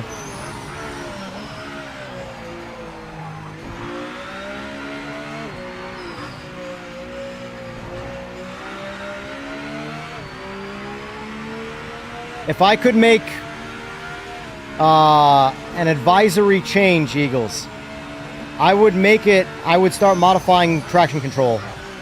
Because right now, traction control has been super invasive, even on 3. 2 is the first one that's starting to feel good.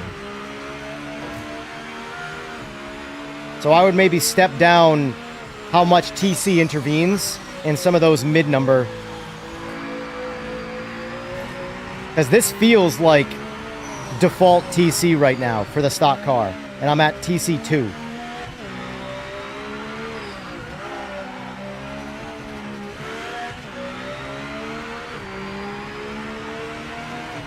Right, TC1. Whoop, stay on the road.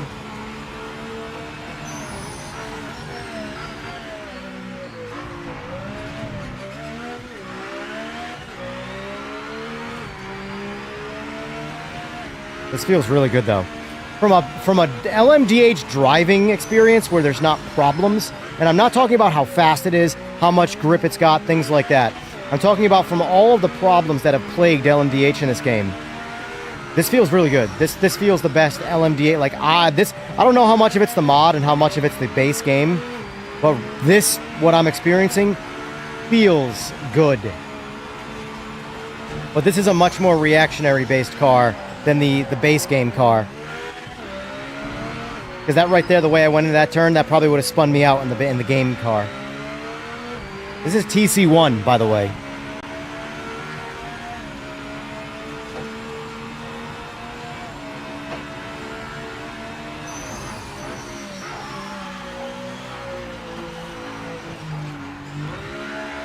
Yeah, because this is TC1. Anymore, that's it, it's off. Let's go around the track without it.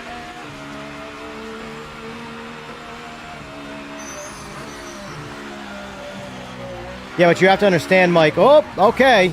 Yeah, so I would definitely say that's where there needs to be some adjustment there. Is TC1 is super invasive. Like, I can tell you this right now. The only way I'm going to drive this car around this track in its current state is probably on TC1. TC1 is very invasive. It's not like, I shouldn't say very invasive, but it's too invasive for TC1. TC off, I spun out in the first turn.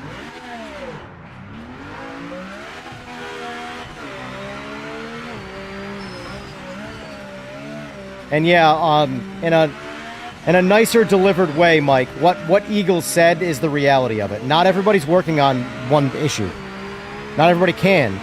The art team can't work on netcode. They don't know anything about it. You know? So for the guys who don't know how to work on the problems that plague the game, what can they do? Well, all they can do is work on the things that they know how to do.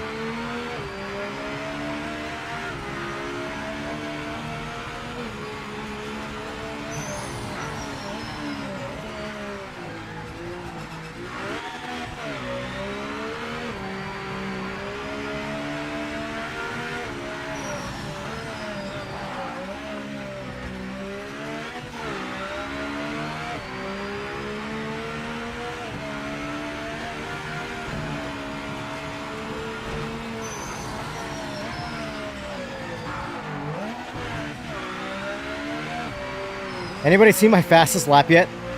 And I'm driving pretty bad, too. I'm driving pretty bad. Look at my best lap. 139.5. 139.5.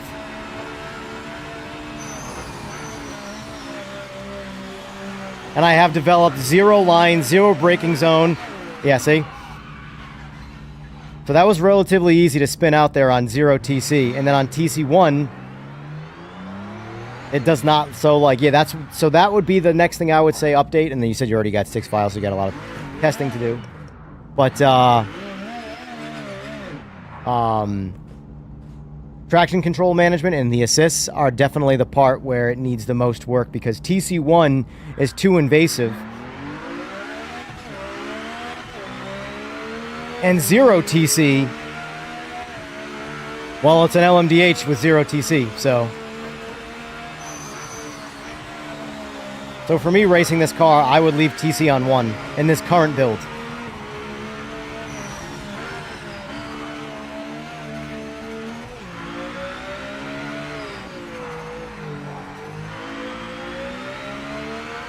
Because if you guys watch my TC blink, I stayed in 3rd gear, and even when I was moving into the straight, TC was blinking. Because it doesn't have, when the TC's off, it's not bad. It's still got a lot of grip, so it's not like it's masking really bad tires and it's just sitting on the traction control.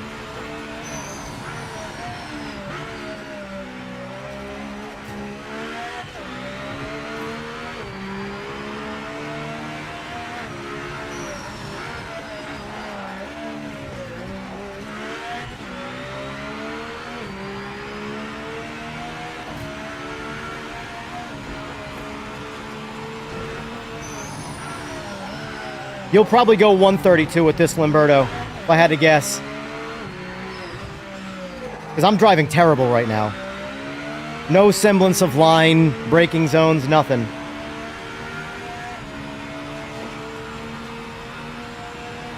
Holy fuel usage, though, Batman. I've already used 5 gallons.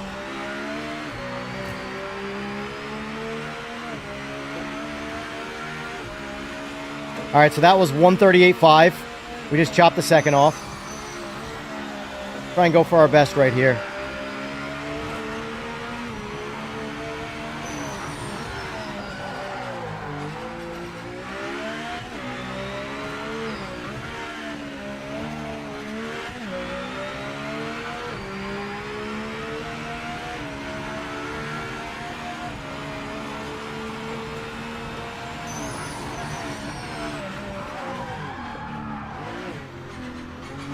That was ugly. I decided to try going into first gear for extreme engine braking. It worked, but I don't think it was faster, and it was risky.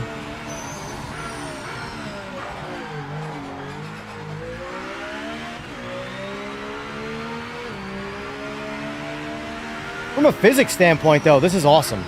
It's just a super gripped up, badass race car with a lot more power. But like it drives good. That's what I mean by physics.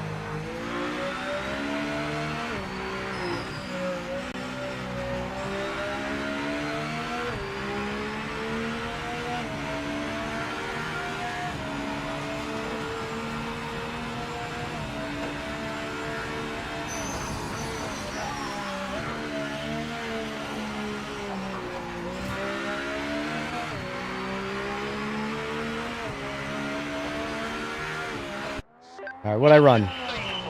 I only went a little faster. 138.4. So, first time testing this mod, all over the place. 138.4. Realistically, I expect Limberto to go 136 his first lap. Maybe second lap. Feel the car out first.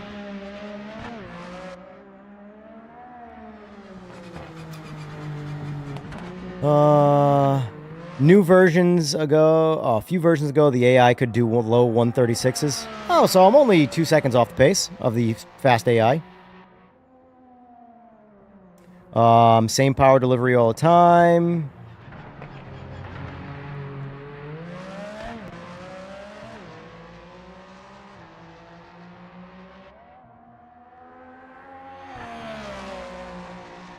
So this is Eagle's mod. This is, so Eagle's the modder, and he's also really fast in the game. He's way faster than me. He's much closer to Limberto's competition than mine. Except for when he takes 2 weeks off, then I can beat him pretty easily. So essentially this is if an LMDH car and an F1 car made a baby. That would be my layman's terms. That was fun, though. Try a different track. Let's try a straight line track. See what we get for mile per hour out of it.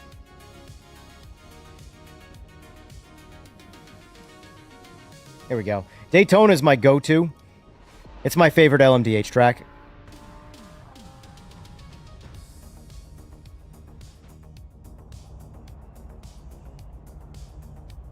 What song is this?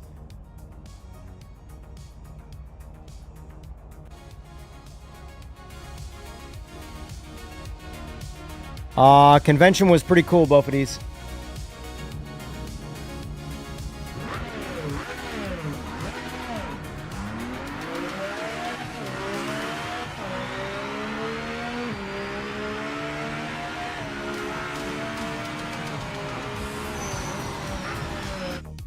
I want to turn this back up. I love this part. This one little riff of this song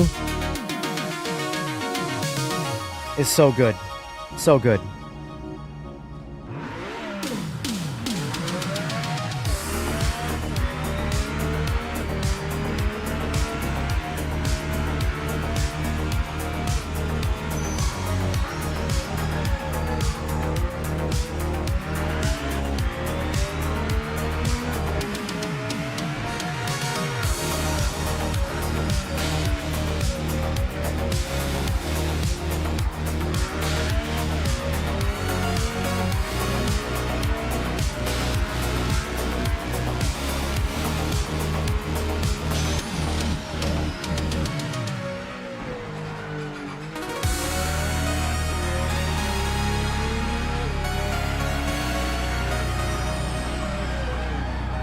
Look at chat. Oh, still saved it.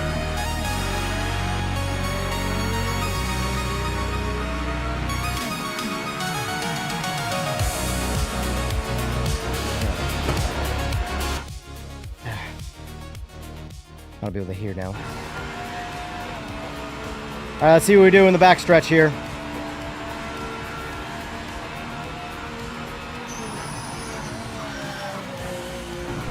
What was that, like 225?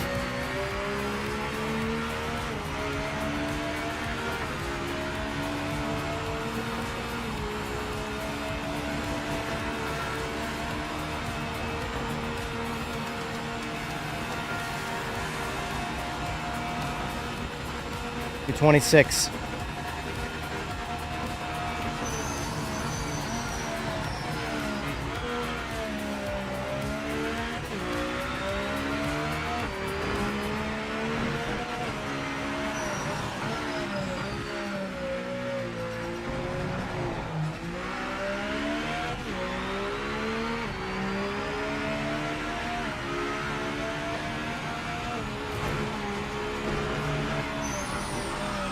God, I want to drive so fast, but I'm overdriving now. Oh, these cars are fast, man. These cars are fast. 127. Oh.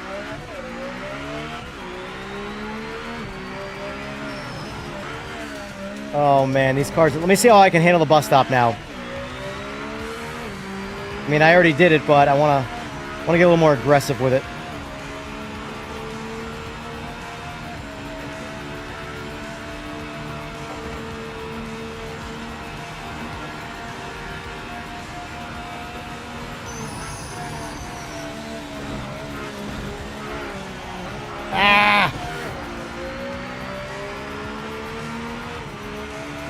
Almost completed the bus stop without track limit. The last corner got me.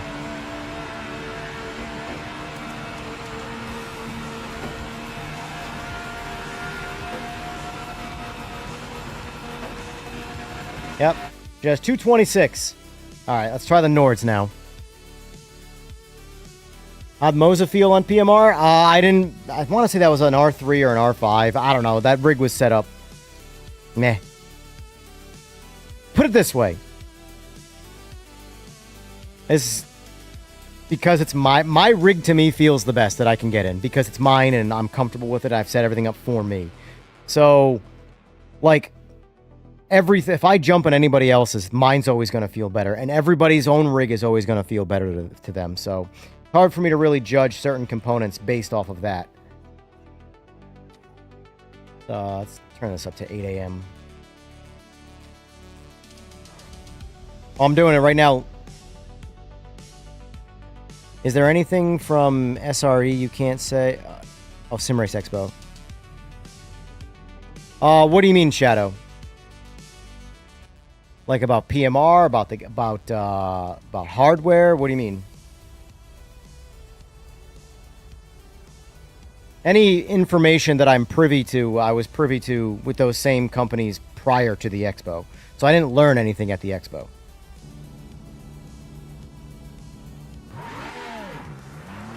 Alright, setting 1.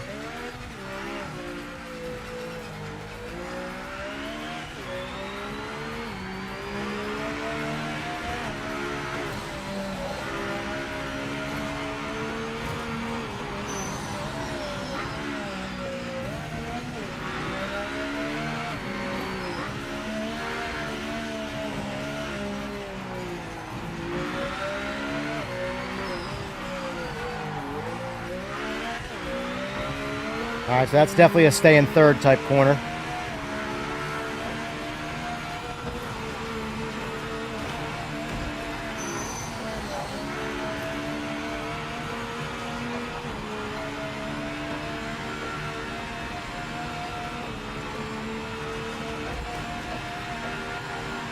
So here we go, full lock, here we go.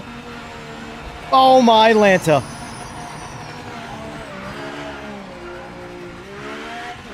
Was that 220 miles an hour around that bend?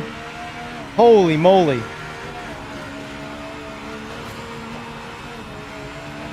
Things I learned about PMR at the Sim Racing Expo that I'm excited for, if I'm being honest with you, is Aris. Is really just Aris and Giants. Meeting some of the people that I didn't have not... Well, I've never met anybody in person until that expo. But having a conversation with Aris, having a conversation with the guy from Giants... Ultimately, it changed my mood. Put me in a much more positive mood about the game, the future of the game.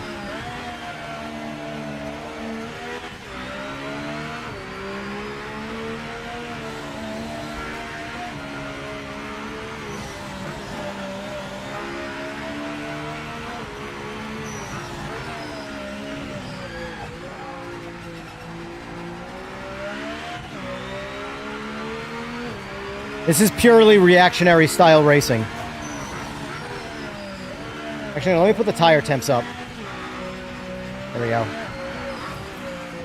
Oh, that would have spun me out on a regular LMDH. Hitting that curb like that, that would have killed this car.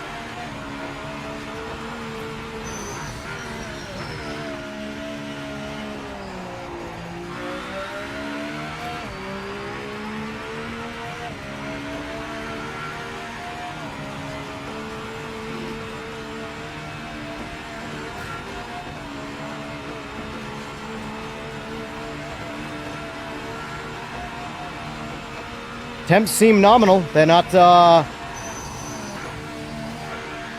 too cold and not overheating.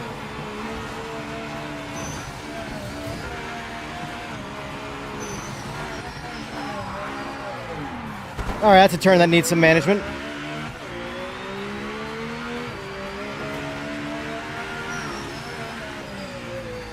Oh, missed it.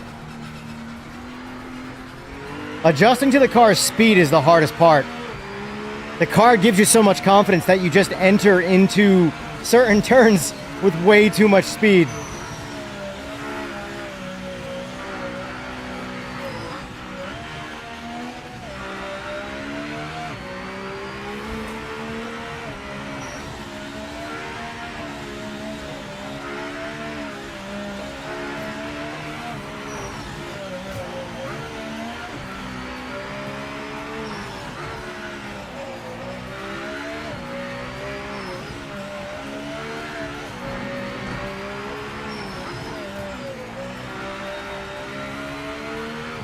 TC1 works really good. In my opinion, though, it does too good. This feels more like a TC3 or 4. Oh!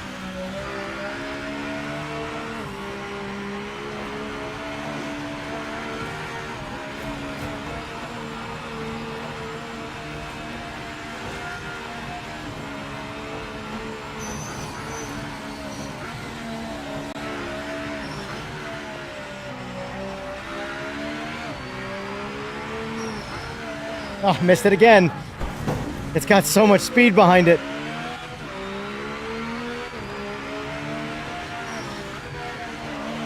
Oh, we finally lost the rear end, but it recovered. We're good.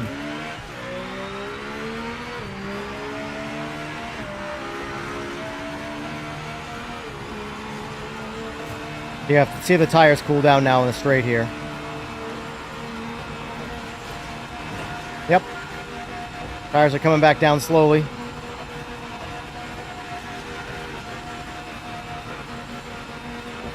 .226 is the top speed of this car right now.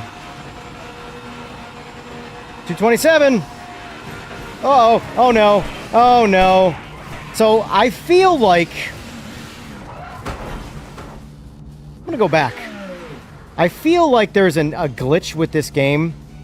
That if you enter into this sector of this particular straightaway with too much speed, the car will not stay straight. No matter how much grip is there, the car just goes funky. Let's try again.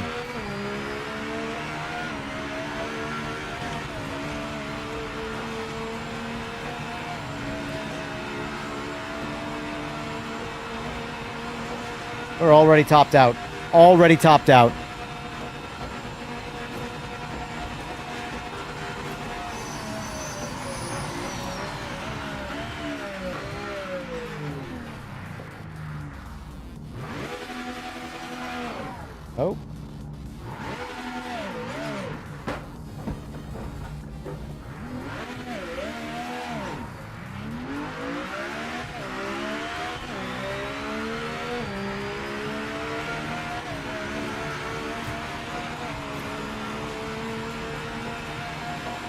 Let's just see if I can hold it.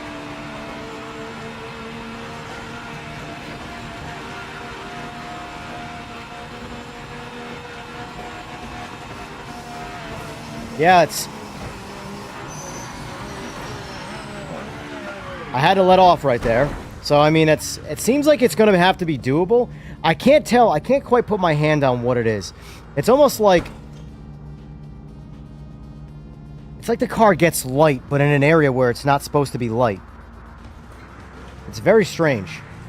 Because I rolled off throttle right there, and I steered my way out of it. But if I had done what I did last time, if I stayed on the throttle, that would have lost control right there.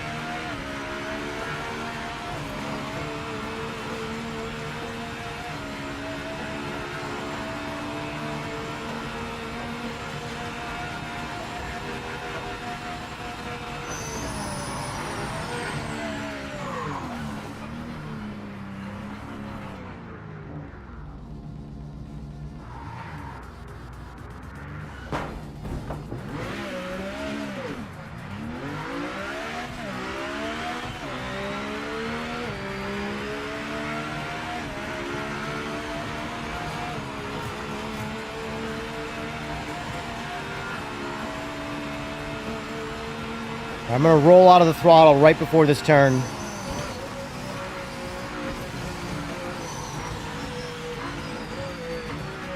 It could be the curbs doing it too. Slight scrub of the curb at those speeds. That could very much be what's doing it too. Overall, that's mental. That is absolutely mental. Absolutely mental. I would say the steering is a ton better now, Eagles. Let's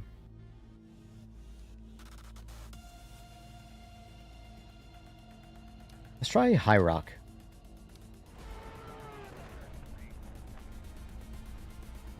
Want to try a track with elevation changes.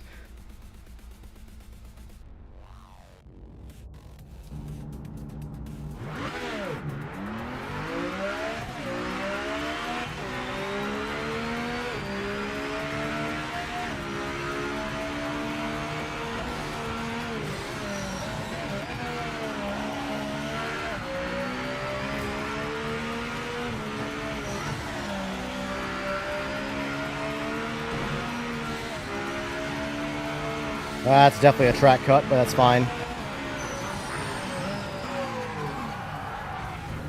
Yeah, that turn's gonna require a good amount of slowing down first.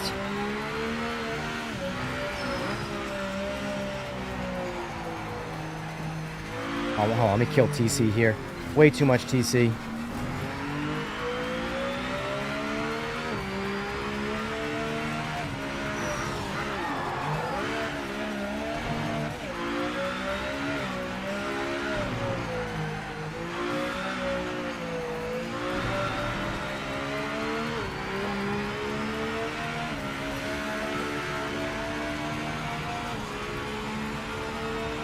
Let me try a full lock. Nope, not gonna happen.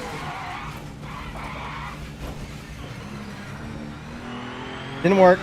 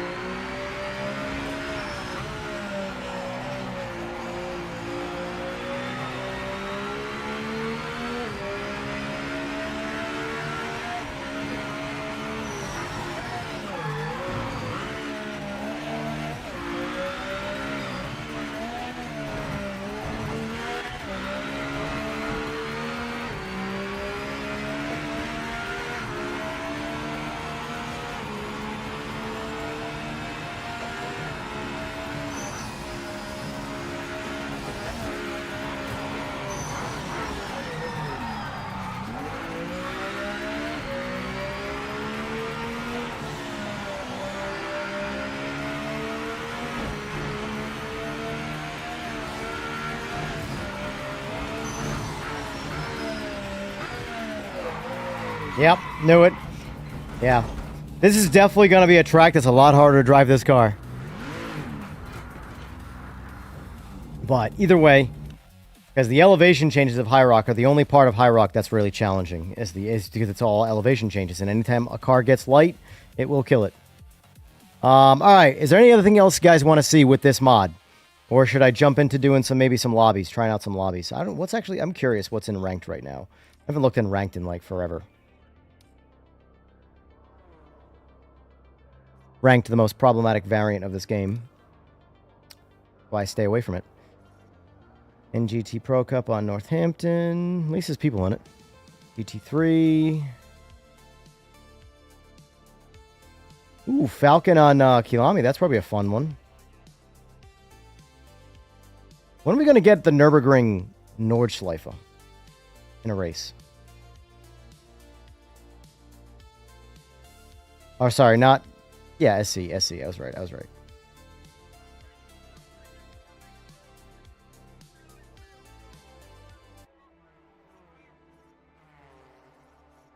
Yeah. Ranked is stale for me. All right, we got some people in here. People playing. Good. Let's tally it up. Tally ho this bitch up. Let's see what we got. 10, 12.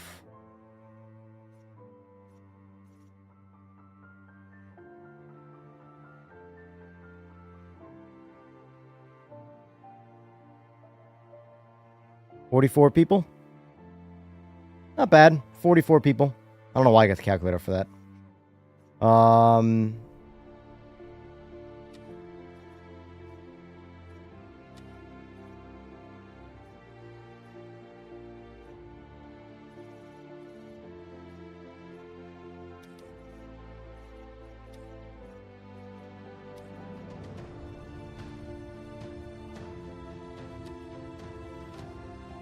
All right, custom lobby up for now.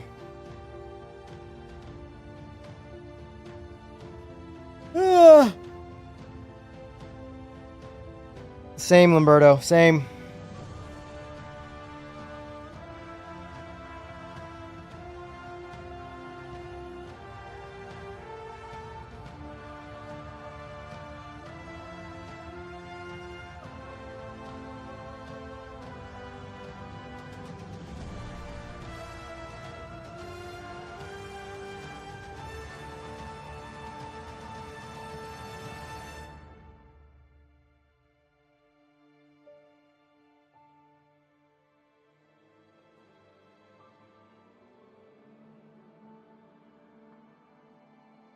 And this is consistently the problem I have with trying to stream this game from a fun standpoint. You know?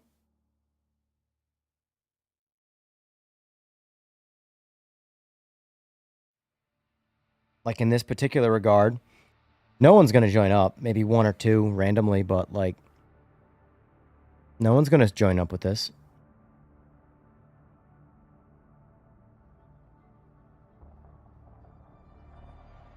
And this is why I've been playing Forza. I mean, I've also been having a lot of fun with Forza, but this game for me is becoming unstreamable as much as I love the game. I can't play anything online with people. It takes a lot of reason to play the game on stream out of the equation, you know?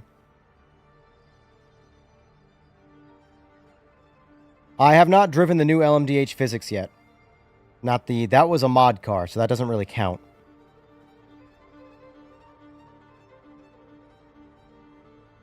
Well, nothing's ever going to have the traction Forza has right now. Nothing. iRacing won't even come close to what Forza has. Nothing will. No sim ever will.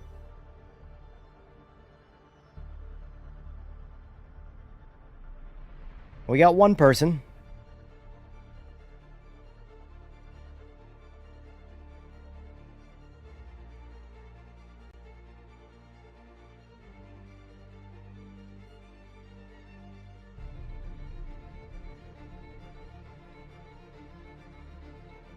Like, that's actually, I'm curious. Let's just look it up.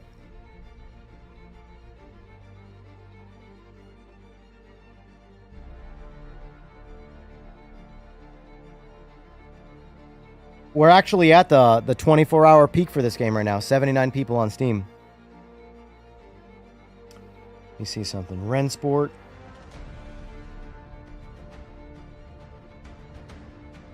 $65. We're already back in, PMR is already back in front of Rensport. That's how well their last update went over.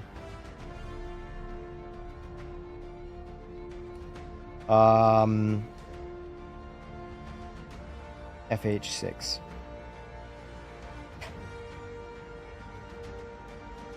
So there's 79 people on Steam playing PMR. And there's 258,644 people playing on Steam right now. The all-time peak is 302,000. So we're 50,000 shy of peak on Forza.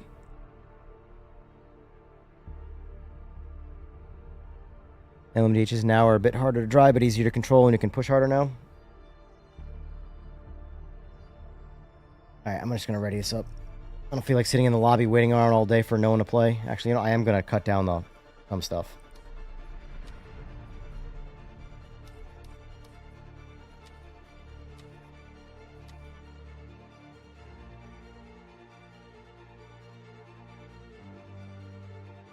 We got an Italian, someone from the UK, France, and the United States. All walk into a bar.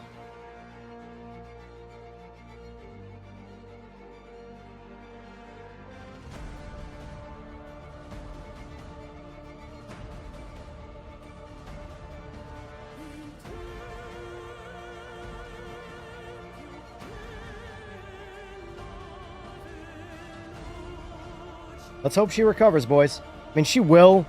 It's just a matter of when. When will we recover?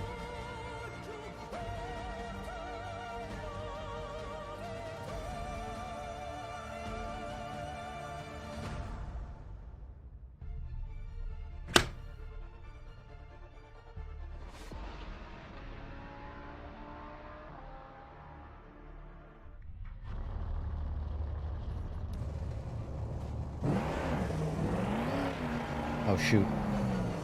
Where that? I gotta get us back out of immersion mode here.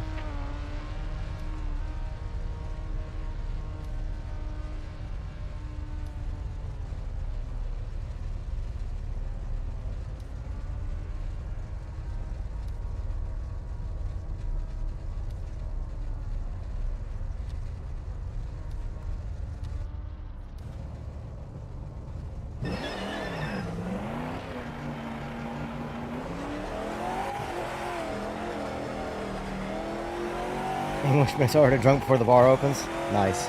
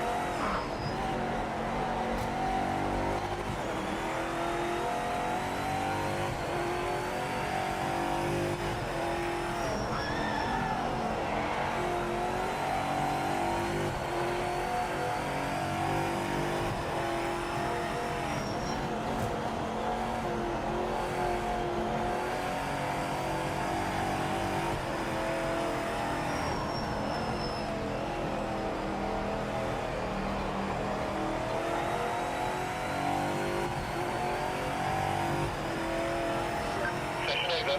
Check and flag this lap.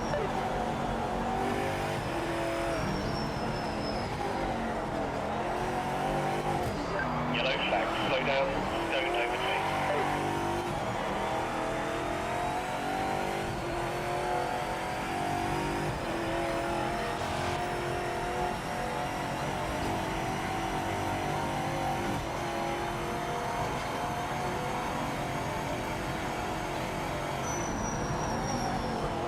Ah.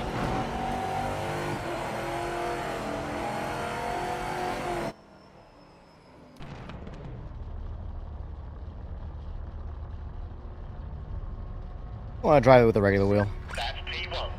Fantastic. Fantastic.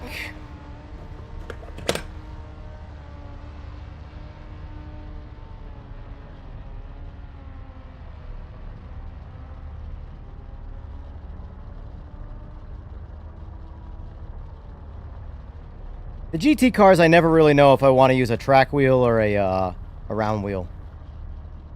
Older cars, I definitely want a round wheel, but these cars, I don't know, I kind of prefer them with a track wheel.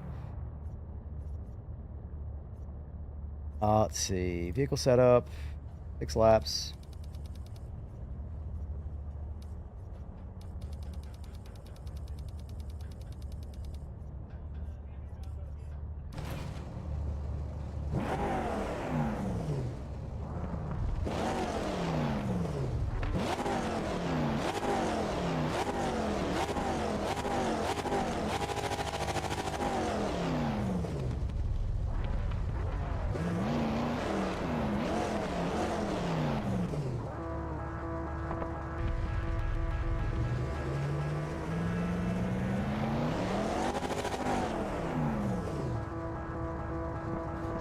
Focus on the lights.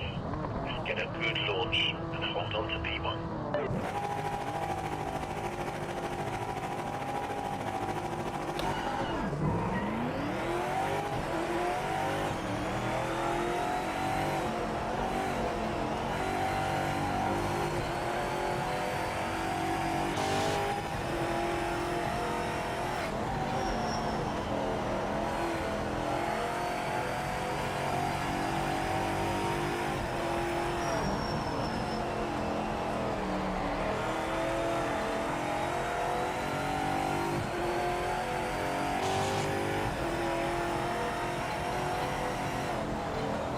Someone's already DQ'd.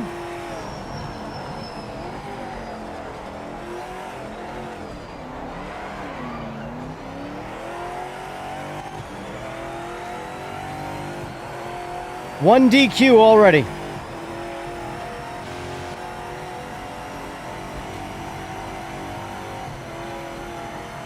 I think it was the Frenchman.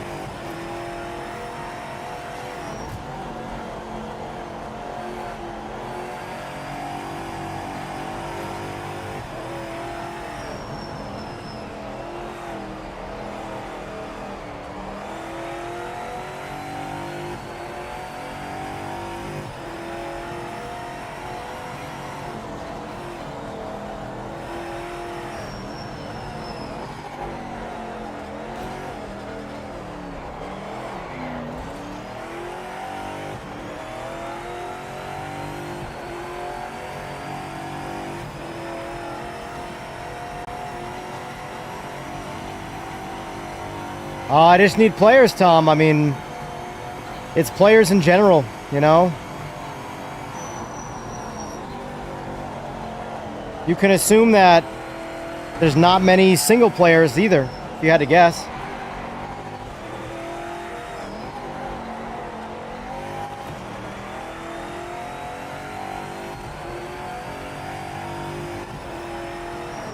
It's there, Limberto. I'm just running the shader. That makes it clear instead of milky.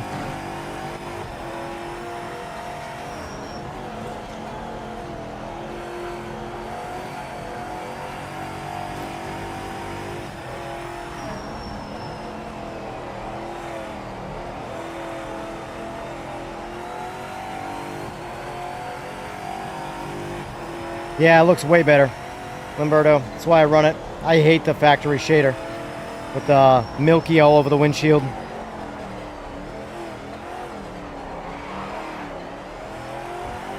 Whoa! Almost lost it.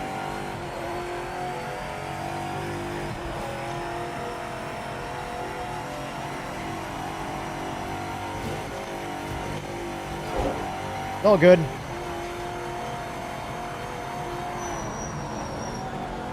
Shadow, are you in this race? Oh, never mind. You're Phantom, if I had to guess.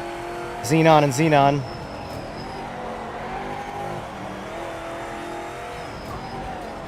Hmm. 2.2 seconds slower and invalidated. All from looking at the chat.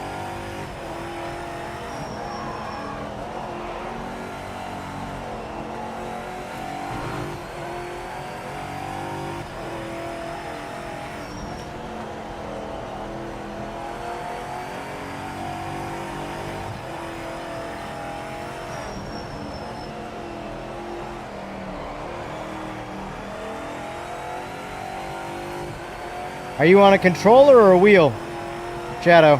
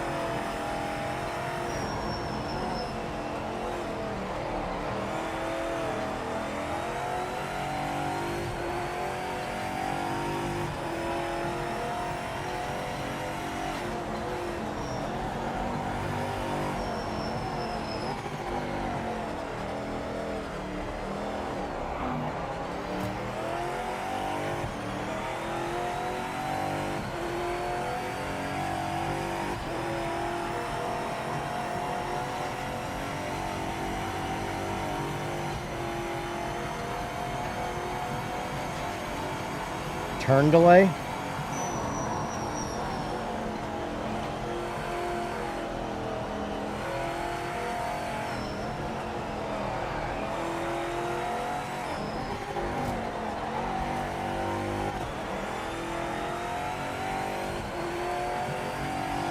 Final lap. Almost there now. Keep focused.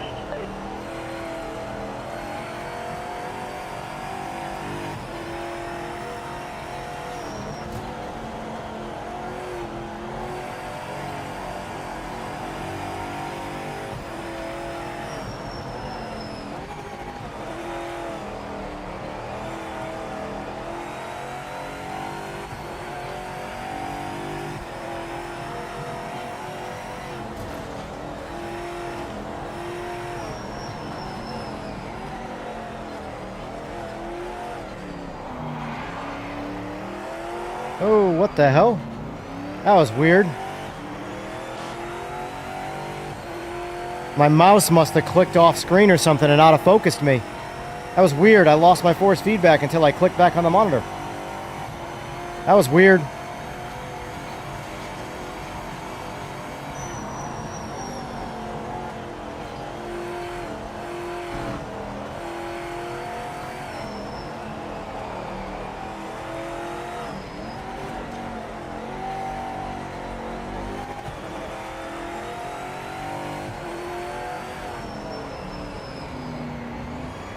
There's the results.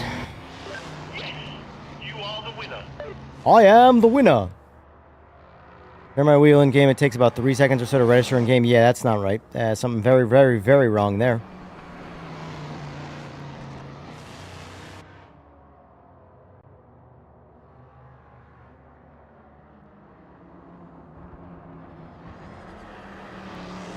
You are the Italian. Nice job. Nice job.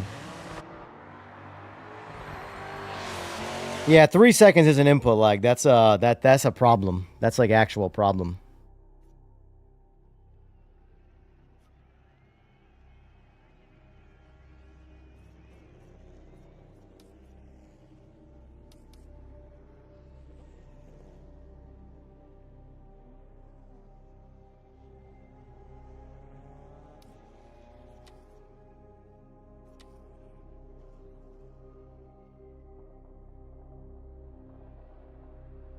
Well, I only got a little bit more time left in me, so I want to make this count for something. Let's see. I don't think I've ever driven the Maserati since 2.0. Let's give the Maserati a go. Red Bull.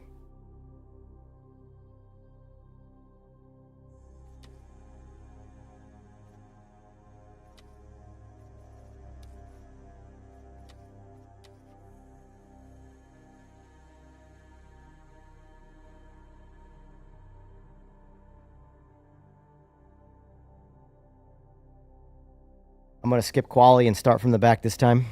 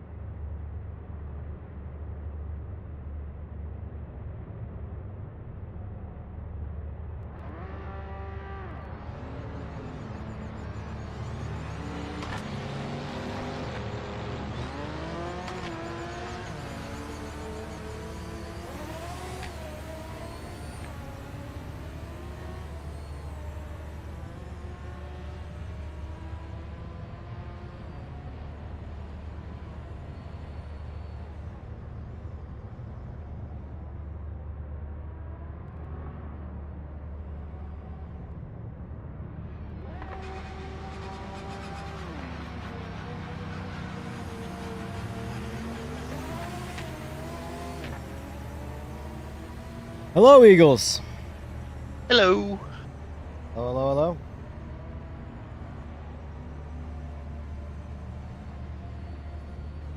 I had to get on with bedtime stories. Oh, what'd you tell? Any good ones? Not really. No monsters under the bed? Mostly pictures.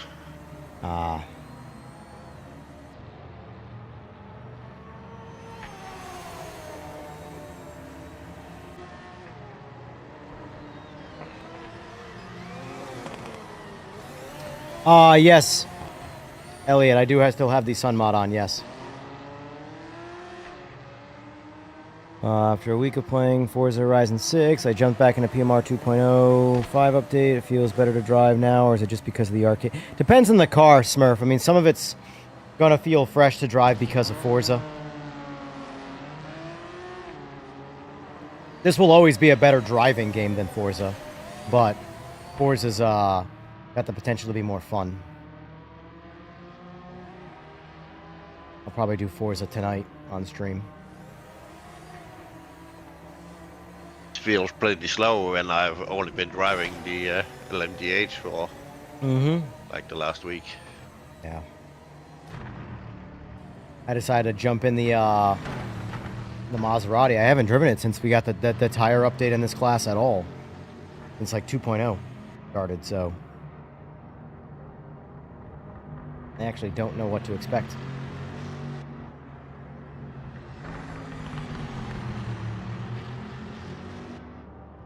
The Vet's still my favorite. Yeah, I don't think I'm gonna break any records. I'm not even trying. I'm just watching. But I did figure out how to get my brake pedal working right.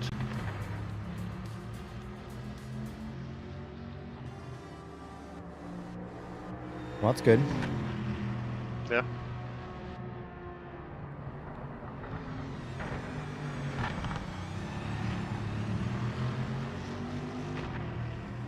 So now it only goes to 80% when I press the pedals and semi-hard, Yeah. like it did with the old one.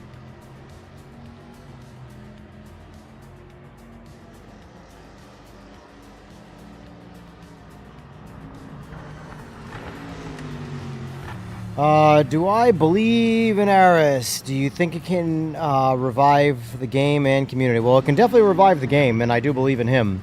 Community, I can't predict anything the community does.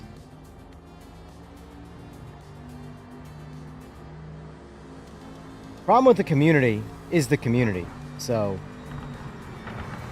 I never have any idea what they're gonna do next. It's like a giant circus. What's gonna happen next? Oh, here comes the elephant. Oh, here comes the white tiger. You never know.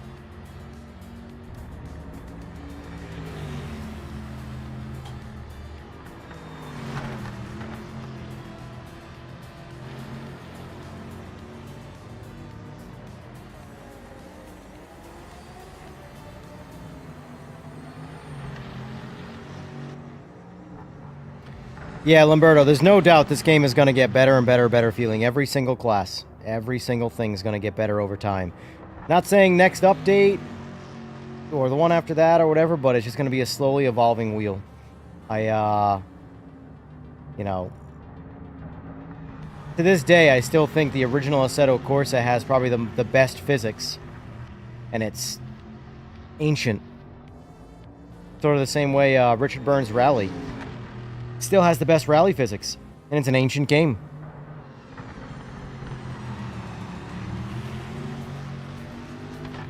If I've learned anything from real life when it comes to racing, is that, like, development side of things, like when it comes to, let's say, building something to go fast, people often forget and overlook the basics to go for complex or complexity. And they do all this super complex stuff that you do way down the road after you've already got the basics mastered, and they skip the basics. And it's never, ever, ever as fast, in my world, as it should be. So adding 2 new config files that's unique to every car is a bad idea? Oh, it's great. It's a great idea. Yeah, I'm not 100% sure that it is. Oh, I know. I from the development side of things and files. I don't know. The game from a development side, it very much. It's where I'm hoping Aris can dial things in, but like there's very much too too many roosters in the hen house development vibe with the game. You know. I have not tried the 917 yet. Not since like super early in this game. Not anytime recently. Hell, this is my first time in the Maserati since 2.0. I have no idea what to expect. I didn't even do a warm-up lap. I'm just going to jump in and see what happens. I'm going to raw dog it. I don't like the new start lights. Why? Because you Not a can't fan. tree anybody anymore? Nope. According to the devs, though, there's another easy way to predict it. Yeah, mate. Well, we didn't Oh. set the time, so we'll be starting from the back. Might have right? to figure that out. Yep. I don't know what it think I've is, done- but I think I've done 5 starts so far. I just wait for the lights to go out. But the thing is that there's still a dynamic of having to know how to drive the cars out of the hole, you know?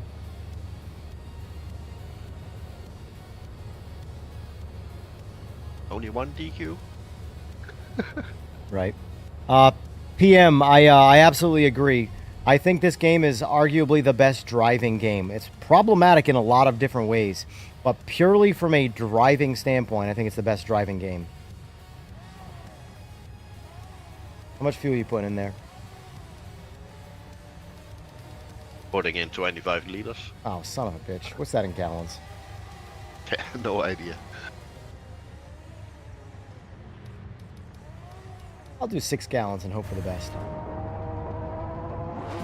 But yeah, my mod car is a bit thirsty. Yes, it's very thirsty. But it's also got a lot of power that needs fuel. Keep focused. Let's get a good start. Take some of those cars off the line.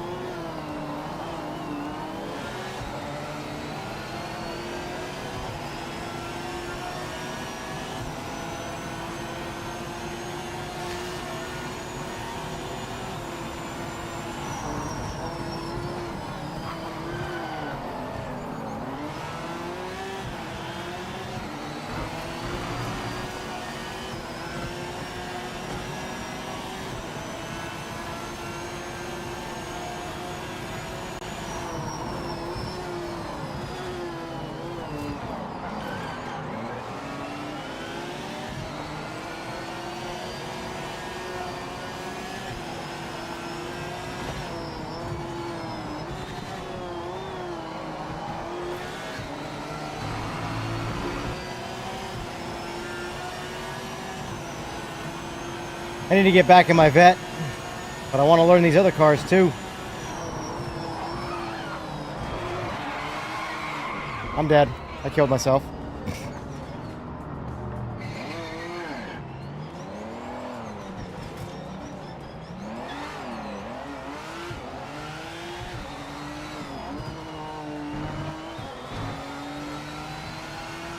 Looks like you need TZ. Looks like you need traction control. I need my vet. So far, it's been my least favorite one of this class. Still not bad, it's just I can't really predict it as much as some of the other ones.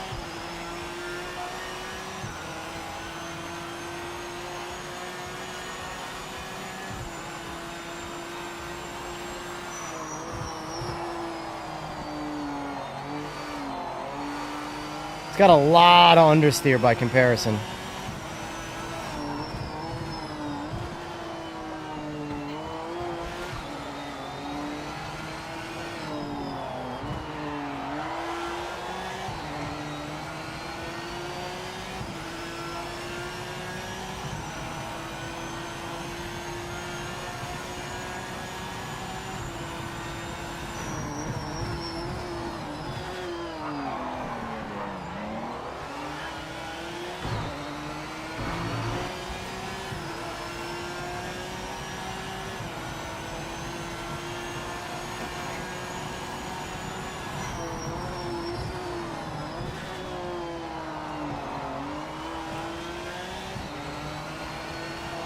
Like this, just she wants to push the nose right off the track right there.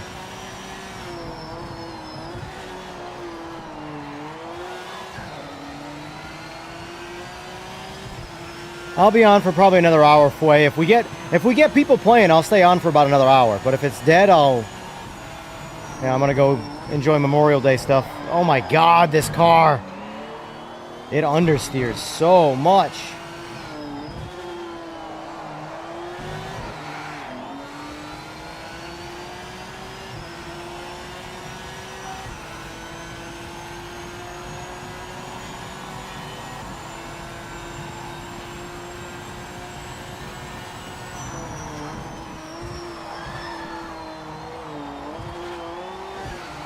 Yeah, I gotta wait for Aris to get back home, and then I gotta reach out to him and see when he wants to do the podcast.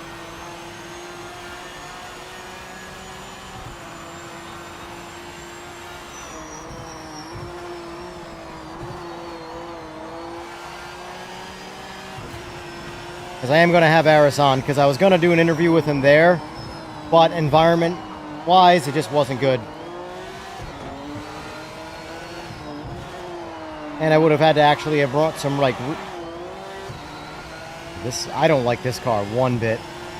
This is my least favorite car by, like, a good amount so far. This Maserati.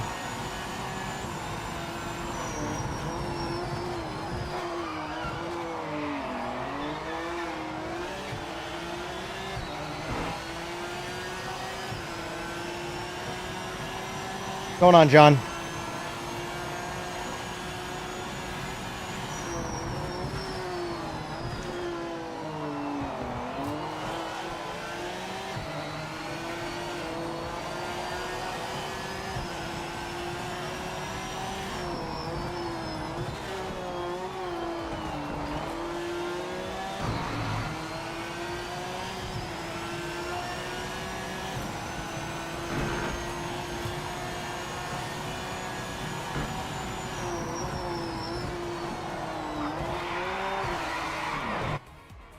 Rage quit. Fuck that car. Car sucks. By comparison to the rest of the cars, it sucks.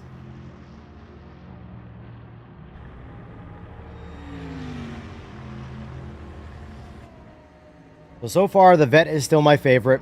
The Celine is a close second, but I still feel like it's got a bit too much understeer by comparison to the Vet. The Viper feels pretty good, but I have to refresh my brain onto it. The Aston, same with that. Maserati so far is the only one I don't like in this class.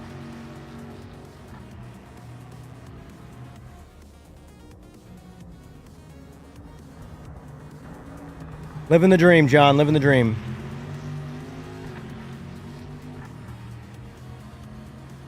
Yeah, Smurf, there's everything that's being, like, there's a lot of things that are being worked on. It really just comes down to how close everything is. Join in Progress is the next major implementation to the game. I mean, you can make the argument VR is a bigger implementation, but I think it's less crucial to the survival of the game and to the current player base. And it's different people working on it. Yeah.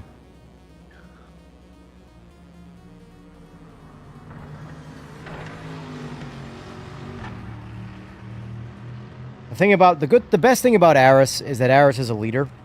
So if he literally is like, yeah, we need more staff, then he's the guy to push the envelope on that. If one thing I got a vibe from him that I really liked, he's not scared of pissing people off, and I like that. He doesn't. He actually was saying that. Maybe this is probably more of a private conversation, but he agreed with me on my thoughts on the team currently and how they like half step. They're scared to kind of push in one direction too aggressively and upset too many people or something like that. Like, you just got to break shit to fix it later, but that's how you dial things in. You go too far, you break it.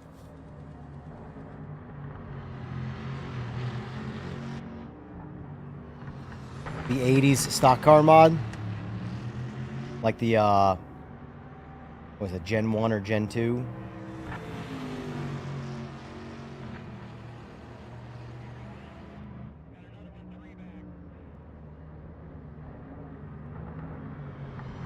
We need the NASCAR Jensen button used with at Le Mans for Garage 56. That was pretty cool. I don't even know what that is, so. What? Say that again? 1 year at Le Mans, Garage 56, that's the experimental garage at Le Mans. That was a NASCAR they used. Oh, I for think, the 24 hour. is that the one that they put in the AMS? Might be. Yes, it is. It is. Yeah.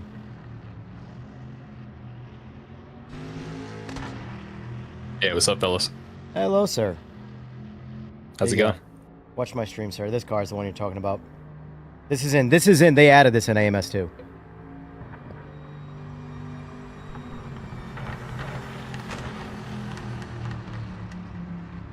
That was a few months ago, right?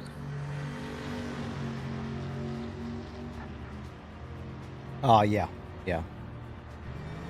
It's cool as hell. G bodies are Gen 3. Yeah, shows how much I follow NASCAR when it comes to the bodies. I thought G bodies were 2. It's the car. I like the sound of it. That's the best part. Yeah. It's pretty gnarly sounding.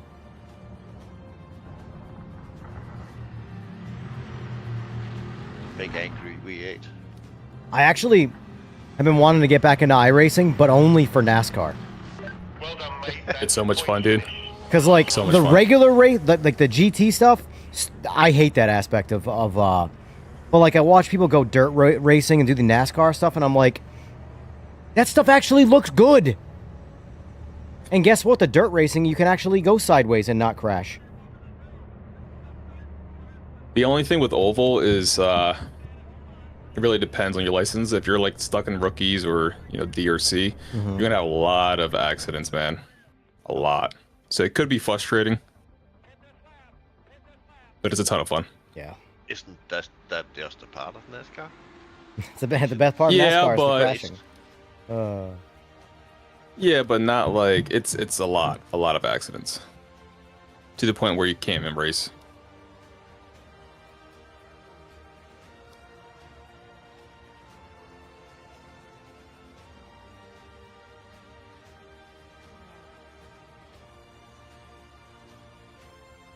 Go with that.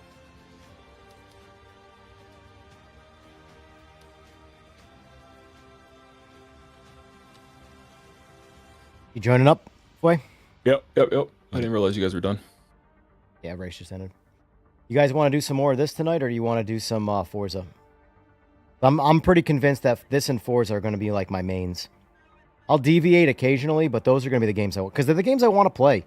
This game is I just want good racing. The problem is that it's so temperamental, and the player base is temperamental and dramatic and all sorts of bullshit.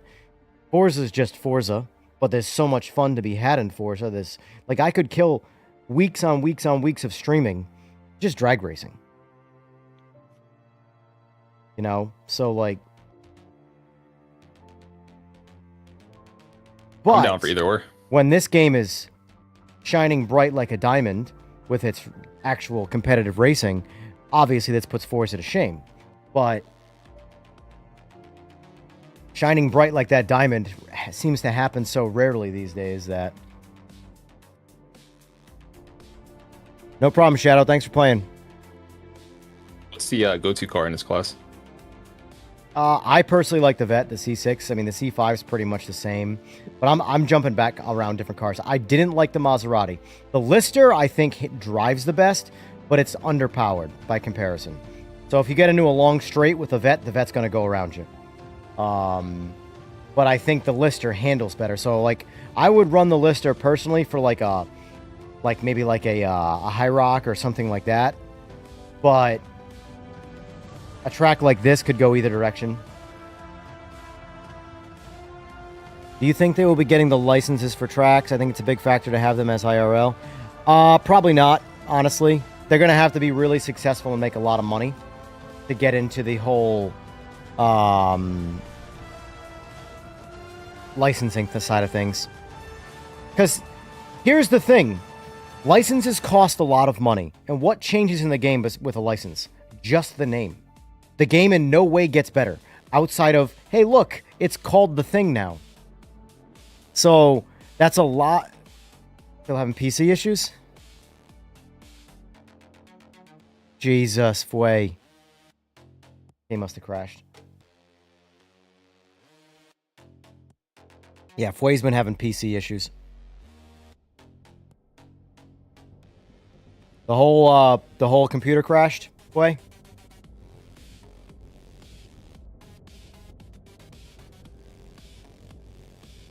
Oh, I agree. About iRacing. The NASCAR dynamic is something that could hold my attention, but even then, that's like, how much? I still have like a year and a half of license or of subscription left for iRacing. So I'd like to do something with it. Unfortunately, I think I gotta buy NASCARs and tracks. I have no oval tracks. So.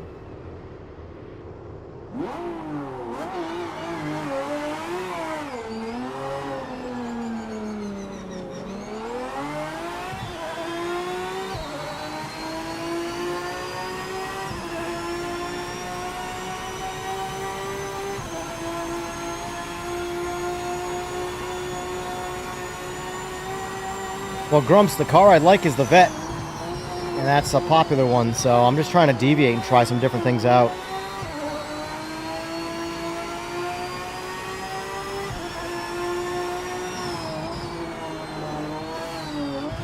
There's one thing I learned about in real life racing that has not changed in video games. Nobody wants to race with a disadvantage. If there's a car that's faster, that's what everybody's going to use.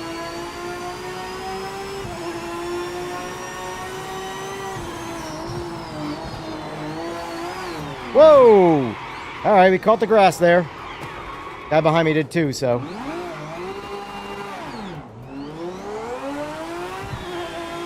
Whoa! Is that you in the Aston Martin?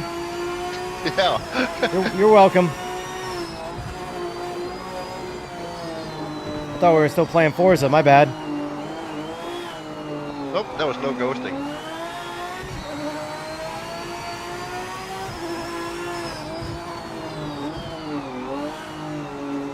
This car definitely drives a ton better than the Maserati.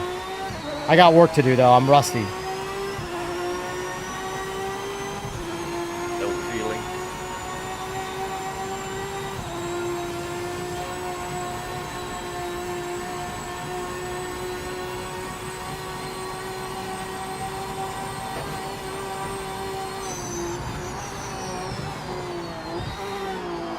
Maximum attack now.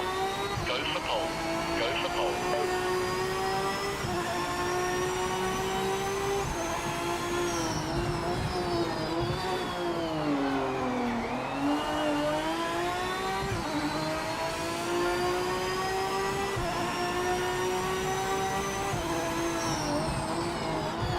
Well, get back in the Discord anyway, Fway.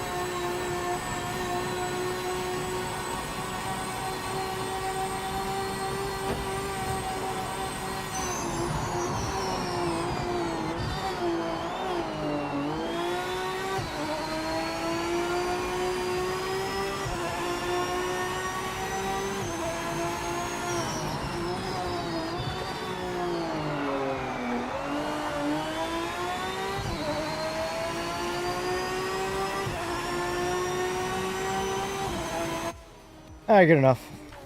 Back to pits we go.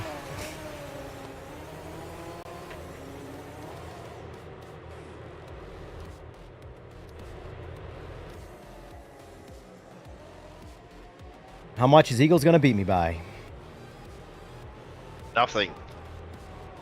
Oh, he didn't. Look at you. Slow poke McJoke. Yeah, my old setup doesn't work anymore. Old setup. What do you mean? Did they change these? Don't know. Maybe So you don't. weird. Maybe you don't work anymore. You got Yeah, Paul. could be Great that. driving, mate. Man, Just what a are weird- what are y'all doing? There's no. I have no business getting pole right now, boys. I've been playing Forza. I'm on Forza brain, and I got pole. Come on.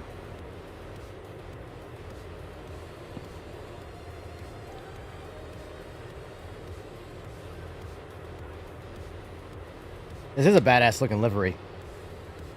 Dainese, Ibach, Motul, Brembo. Literally every one of those names applies to motorcycle racing. Interesting. Wonder who made this livery.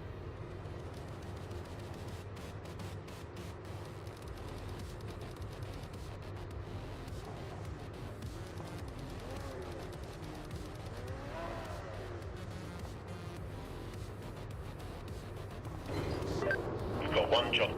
Just stay in front. Take the win.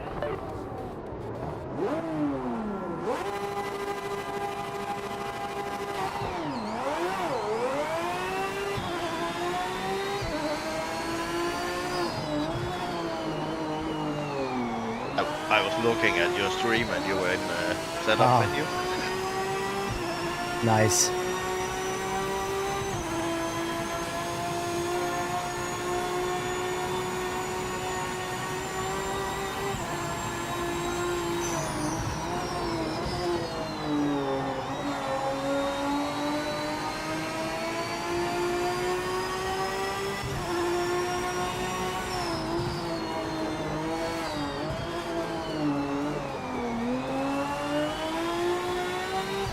Small.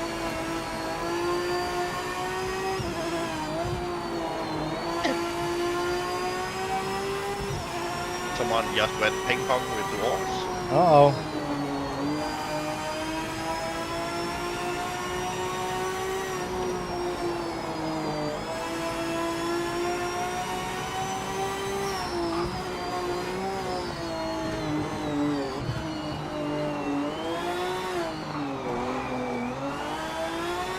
Someone is pointing in the wrong direction. Uh-oh. I don't have steering wheel protection on anymore, I can see. The wheel just got ripped out of my hands. Nice.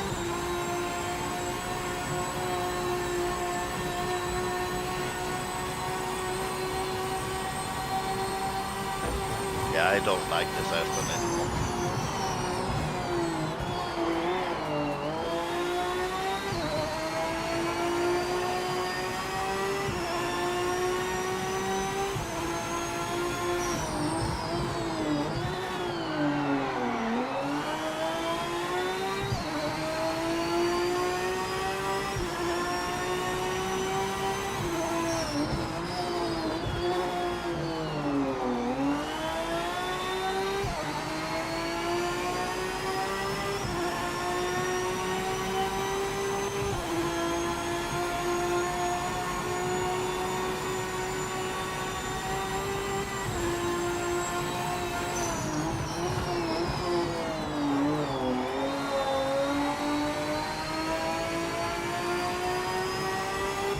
But yeah, it was quite shocking to see at the expo how many people had just never heard of this game. Like, you think that like everybody's heard of it and everybody just hates it, but like the average person who walked up to the booth had no idea what this was. Damn. Never even heard of it.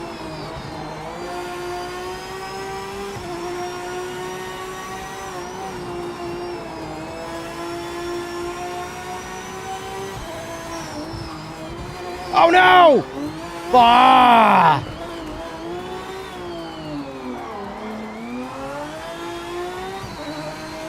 That sucks. I hit the inside wall and it bounced me back. And I didn't get the, although oddly it didn't give me a timed penalty. I feel like I earned a timed penalty right there.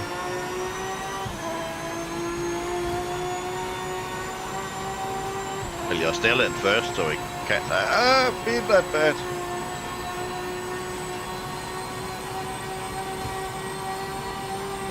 Well, it didn't slow me down, but it bounced me. So the chicane area at the top of the mountain, I hit the inside wall and it bounced me straight. So I cut the whole chicane and got a track limit penalty, but it didn't give me a time penalty. It just gave me a track limit warning, which I feel like that was that shouldn't have been a track limit warning. That should have been a slowdown penalty, because that clearly chops time down right there. Yeah.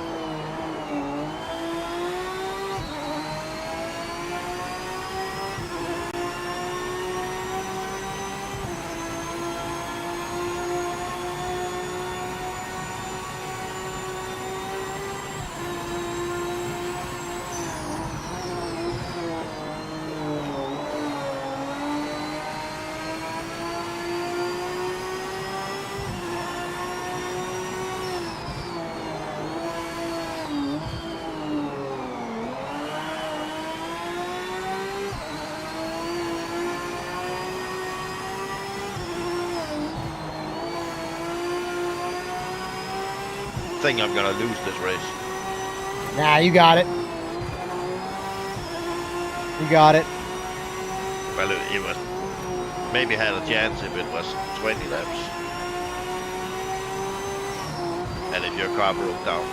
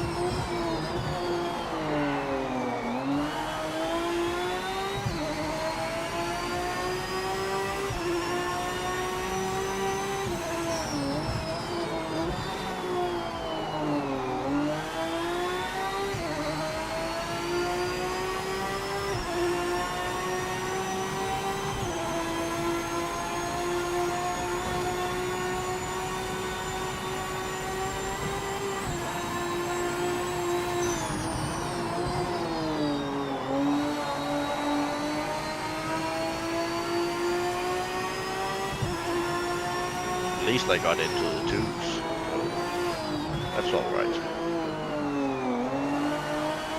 Same.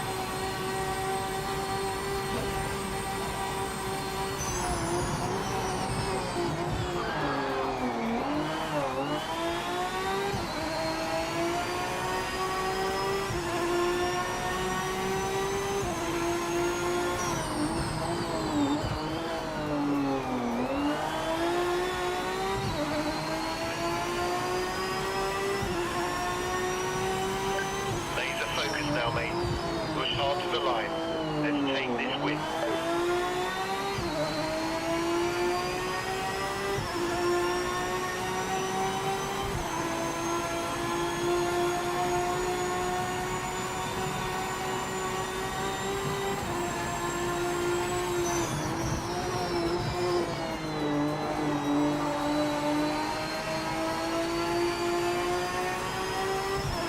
To the ones.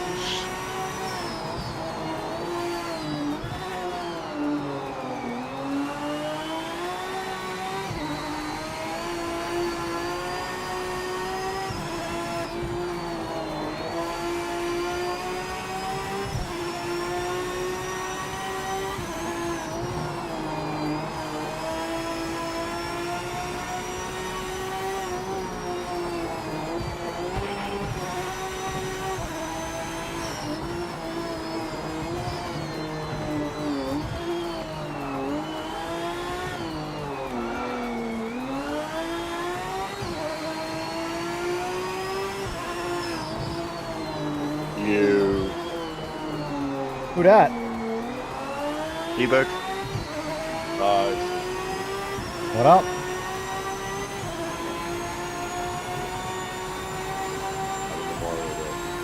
Yes, sir. Happy Memorial Day.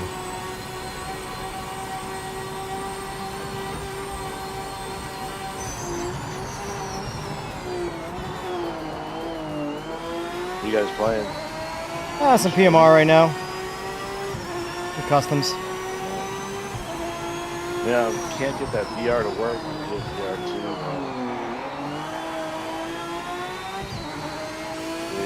They have different. They're looking for different open XR. Nice race. Good job, Detour. Nice race. Nice race. Not nice race. Why not nice race? Hey, you got the fastest lap time by a Texas mile, though. Those lap times look more in line of where I should be with the pack.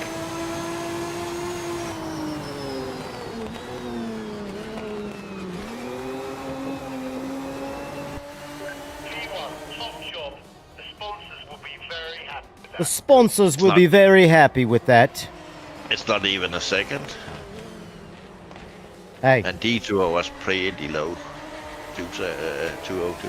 Mm-hmm. Good job, Detour. Are you streaming? Yes. Where is On YouTube. Yeah, I know. The only place I stream? That car is so much better than the I hate the Maserati. I mean, I don't hate it. That's an over-exaggeration, but by comparison to the rest of the cars, that Maserati sucks.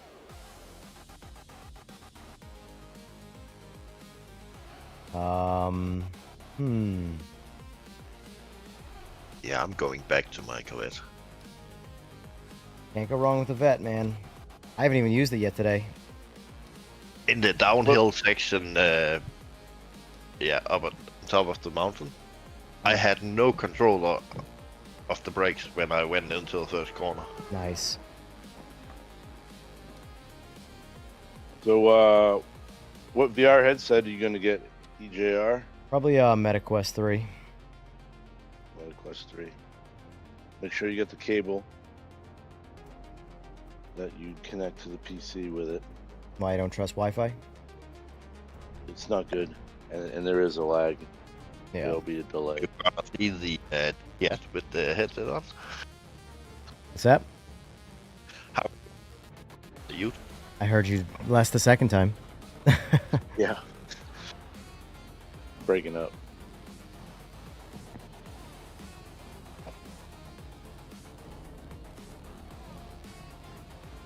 It's because I'm outside on my porch. Well, why are you outside on your porch? Why aren't you in the game? I need to smoke.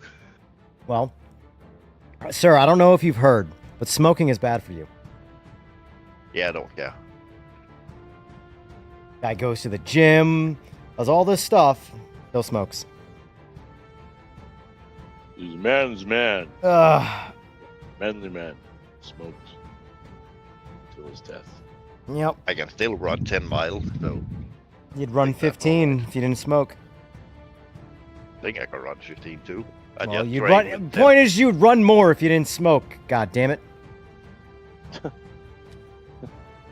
I would save a lot of money. That's about the only thing. I mean, that's an important factor.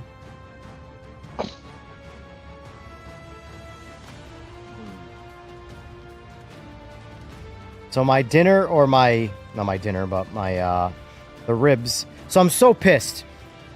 I was going to smoke ribs today for Memorial Day. So I get the smoker going. I start the smoker. About 15 minutes in, my smoker turns off. I'm like, what the fuck? I'm monitoring it on my phone because it's got Bluetooth and Wi-Fi. And I look outside. Thunder and lightning and storm everywhere. Everything's drenched. I'm like, awesome. Awesome. Well, I hope that works again. So I had to Smoke. pull it off the smoker and put it in and slow cook it in the oven to try and do somewhat of a smoking scenario, but still sucks, man. Yeah. So, but anyway, that's going to be done at 2:30, so this will probably be my last run for the daytime. Do we want to do Forza or PMR tonight? I don't know. I don't know what everyone's gonna be doing. Because, like, I could do either, but I only want to do this if I'm playing with people that are decent, you know? If I want to play with, like, hoodlums and stuff, I'd rather go play with hoodlums that are in Forza. At least Forza has some contact physics done, you know? Yeah, they can bump around a bit more. And there's a lot more variety of things to do. You don't take the racing nearly as seriously because there's so many things that you know, so... The heat Not that wave many in people are UK? excited about VR based on your poll. Well, my poll is most... You have to understand, most of the people who watch my stream, when it comes, especially when it comes to this game, are PlayStation users. So, PlayStation users are not nearly... Like, there might be some PSVR guys that are excited, but for the most part, like, if you buy a PSVR2 right now, you're buying it because, for one, you've got the money to burn, and there's, like, one or two titles you want to experience it with. It's already dead on PlayStation. Whereas, like, the sky is still technically the limit on PC when it comes to VR, so... You know. So I don't expect that poll to favor VR. I mean, it is favoring it, just not by much.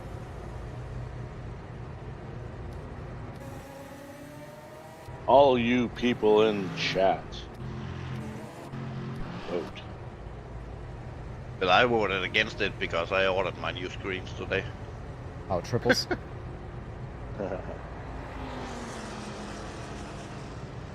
I'll be honest with you, for me, VR is perfect when I want the immersion rather than having triples. Simply because I don't have the space for the triple setup that I'd want to do. I'd want two more of the same panels that I have. They're 55s, so I'd have triple 55s. And I just don't have the floor space for that. So I'd rather just get VR. VR, and not for nothing, I was like shocked how much I like the VR. Good. So, but that's the thing though, like motion to me would be something that would support VR, but by itself, I didn't care about it. It didn't add like a level of immersion for me by itself. Yeah, I just ordered the smallest LG G5. I think it's 48. You're on a crunchy D-box too that you tried, I think. I tried it on iRacing NASCAR setup too. No, I didn't try any of the fancy shit, but it was still D-box. But you know, It doesn't have a lot of travel. It's not very exciting. Yeah.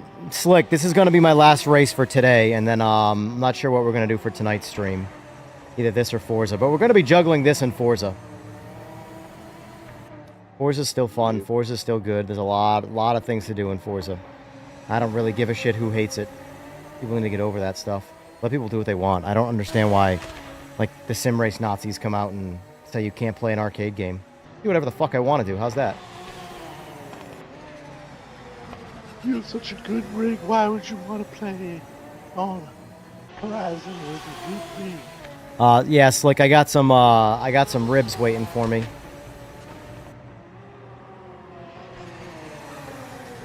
Tried Rensport? Yeah, I tried it on when the update came out, and I couldn't care less about it. Still couldn't care less about it. I'll try it again when the next update comes out, but as of right now, I have no interest in Rensport. They've lost me. Completely lost me.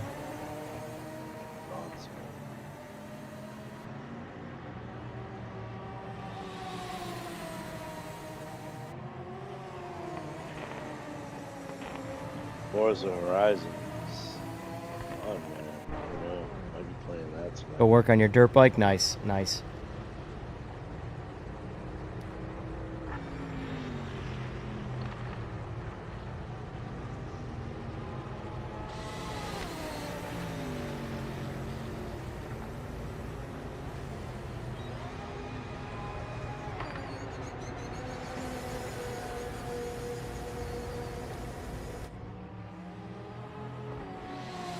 Lambo seems pretty popular. See if there's any new news on Discord. Stayed up until 4 a.m. with some buddies on Forza.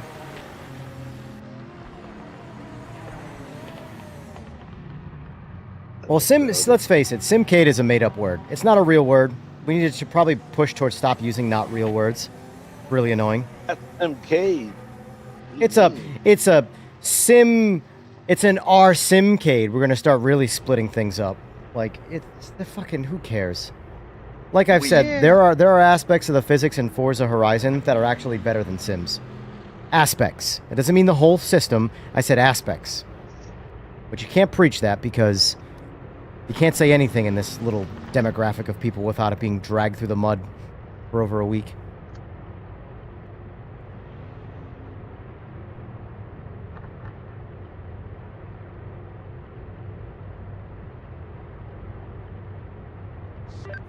No time set. We're starting at the back of the grid. Oh, slow it down. Slow it down, Eagles. There is no reason to be 3 seconds in front of the pack in quali. Oh, forgot that.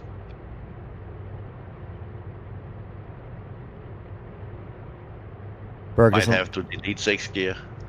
Right. Berg doesn't like PMR anymore, Trader.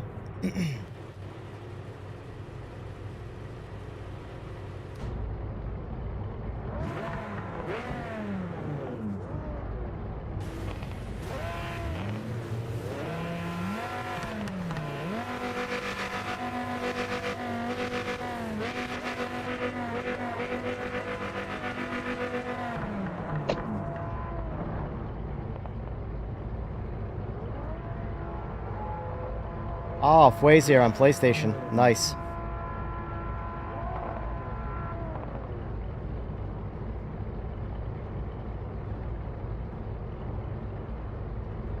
How ironic, I'm using a car with a Gran Turismo livery on it.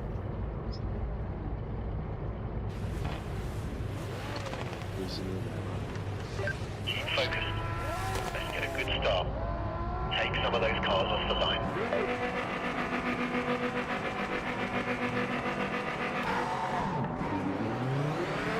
Jesus!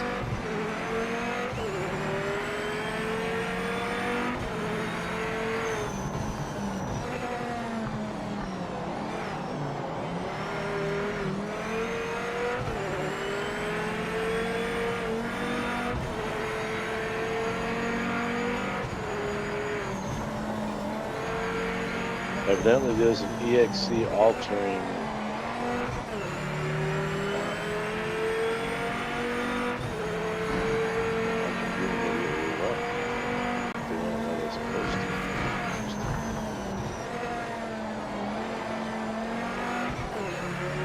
Oh, okay.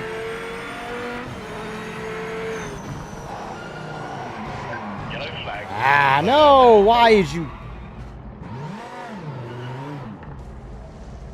I don't like the lack of revs in the Viper.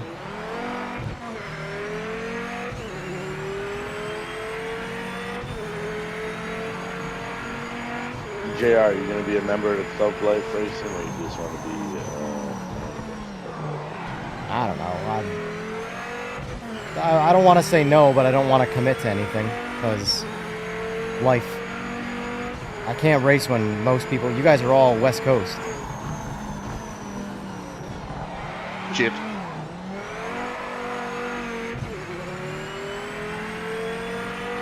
That's fine. but I don't want to say no. But Well, you'd have an honorary, and you'd have, give me a picture. I can put your name, a picture of you, or a link to a picture of me. Oh, I've always wanted to have that. Yellow the flag, website. slow down. You have a club members page. We have longtime members and new members. You know, my new members.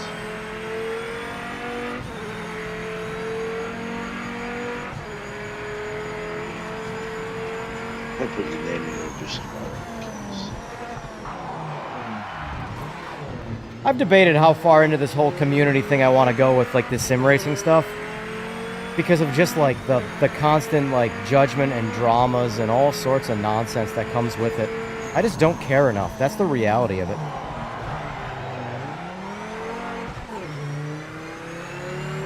Like, I'm here to have fun.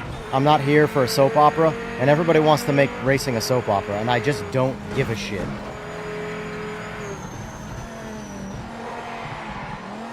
Remember that with me. Like, how often do you hear my name said on the internet, and then said in a positive way? I do it all the time.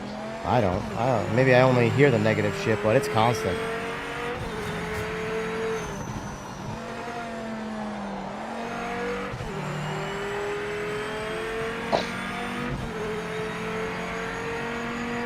And I know I'm not the only one because it gets brought up to me. So... people think they're safe in, like, public chat rooms and stuff. Like...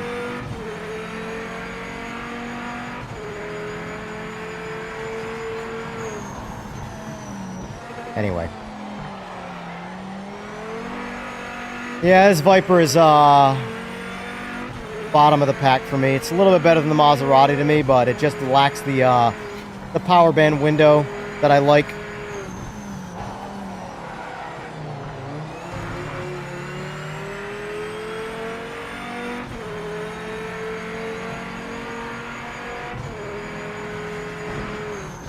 Yellow flag, slow down now.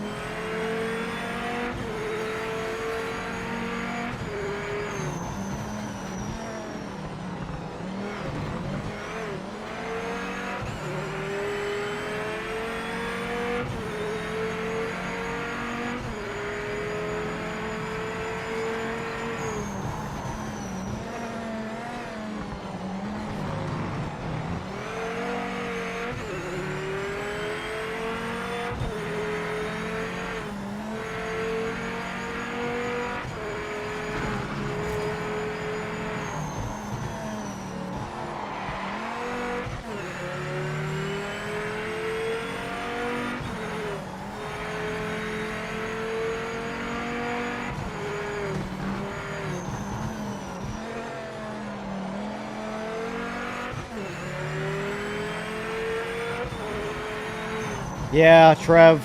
I don't know what that's about. Not even worth mentioning a name. It's just weird, because I've done nothing to that person. So weird. Wonder who that can be.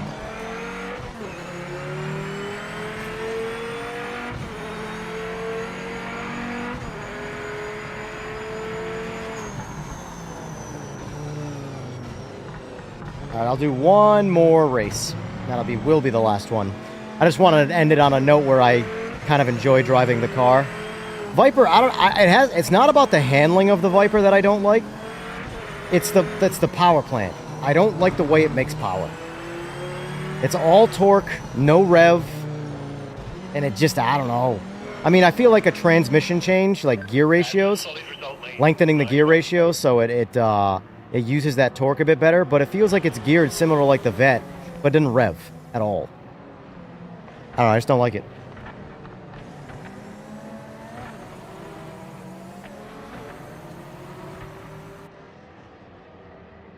And hopefully that is the case, though, Trev. Hopefully it's more positive than negative, because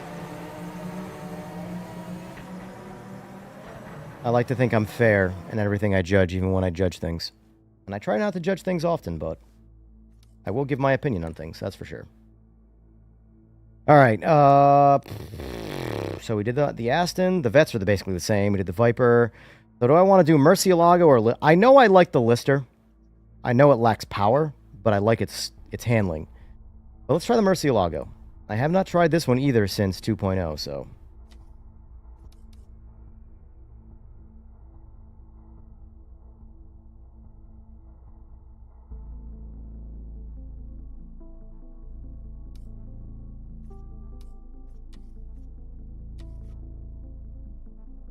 Bathroom quick.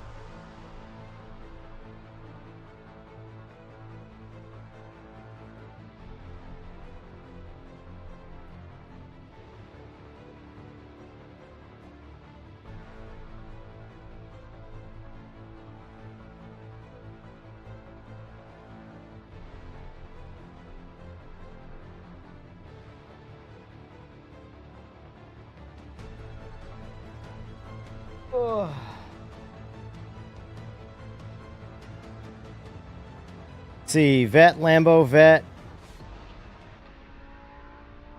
I think it's a lean. Yeah, I've been on since 11. Or I've been on for about 3.5 hours there, Mr. B. Salient. But this is my last race, officially. I do have to have some fantastic ribs. Alright, let's test out the Lambo now.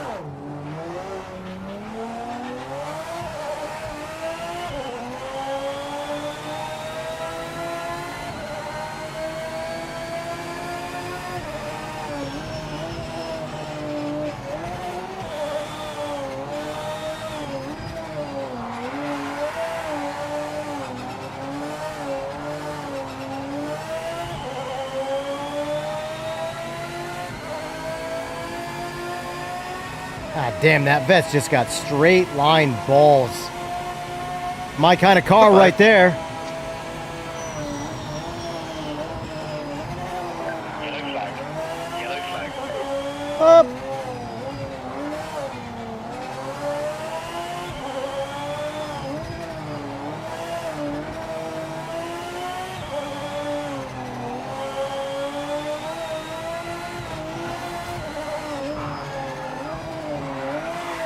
Oh my God.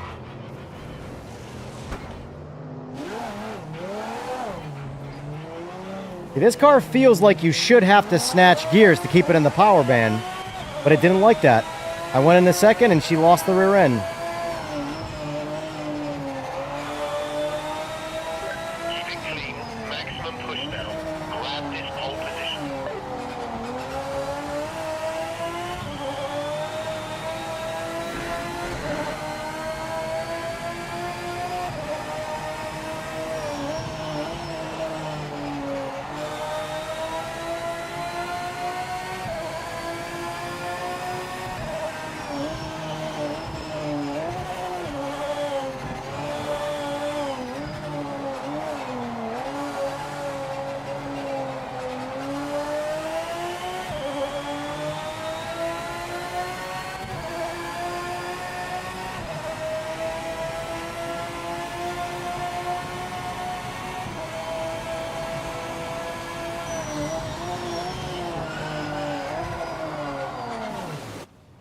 Oh well, it is what it is.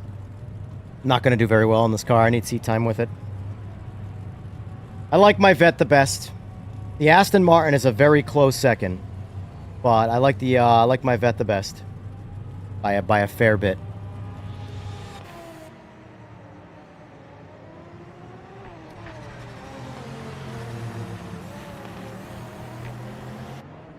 Good old Sunday slipstream.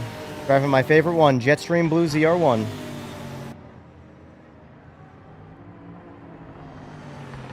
Oh, driving it like that, apparently. Yeah. I wanted to get in front so I could set a better time. It Ah, didn't work. nice.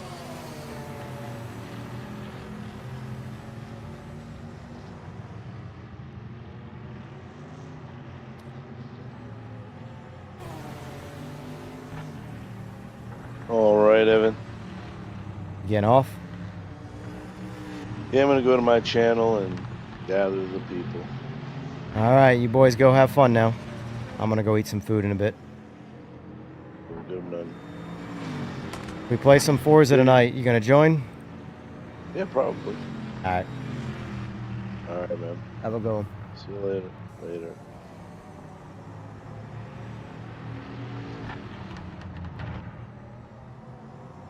When you retire, you're gonna gift yourself a C6 ZR1. It is the badass car. It's my personal favorite.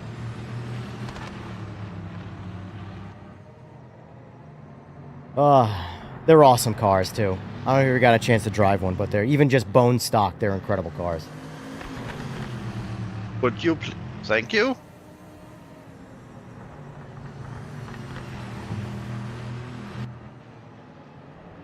Add liquid smoke if smoker broke. I don't know if the smoker's broke or if it just had a if it popped a fuse or what, but it shut off during the rain. But we're gonna find out.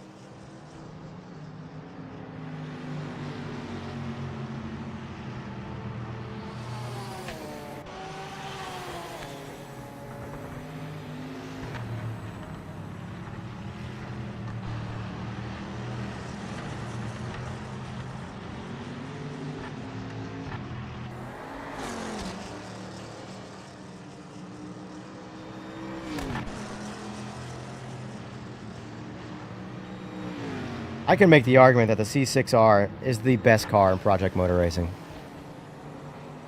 I love driving that car. That's the C7. C7's solid. C7's pretty solid. I don't know which one I like better because the C7 feels a bit more composed, but I've always liked a car that's a bit more radical.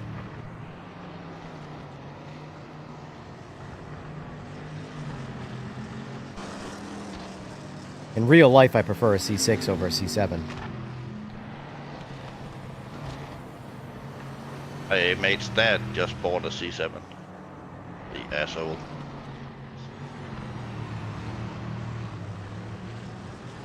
But he did get a convertible, which I don't understand.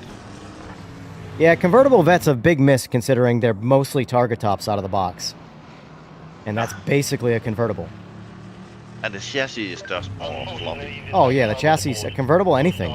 Any race car that comes in a convertible form, the convertible sucks. You need frame connectors at an absolute minimum, and you should still go with a 6 or a 12-point cage. And even then, at that point, now you got a race car, so why'd you get a convertible? And it takes 5 minutes to get into it because Yeah. you need to Yep. go around the pipes. Yep. Even the door bars where you get them so they swing out, they still suck. Cages suck. They look cool, but they suck. In any of my personal cars, I've never even put a 6-point in it. I'm like, I would rather be unsafe and illegal than deal with that bullshit in my street car. I've had a BMW with a full welding cage. That thing was stupid. Yeah. They look cool. They're cool for aesthetics for race cars. I mean, obviously they have their real purposes, but from like a purely look at me standpoint, they do help in that factor, but they suck. Yeah, I just had it because I didn't want to die. Yeah. I race motorcycles, so I'm dead if I crash regardless, so You just need a puncture and you're dead. yeah. I've hit a deer. Come on, mate. I mean, Nail this start. that's why I laugh about the seatbelt laws. It's like, yeah, I race motorcycles. Seatbelts, LOL.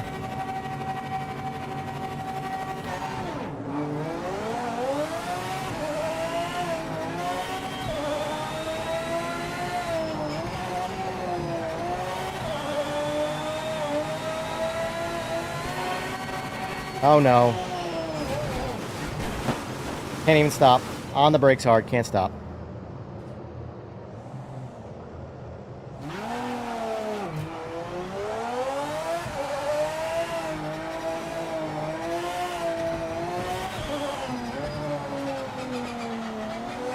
Yeah, screw it. I'm calling it.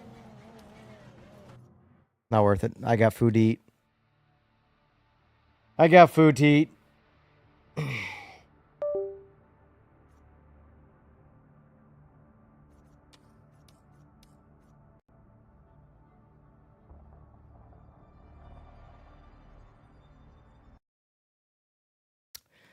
But yeah, that's gonna do it for me, boys. Eagles, what do you want to do tonight? You want to do some Forza or you want to do some PMR? I don't really give a shit either way. I just want good racing if I do this.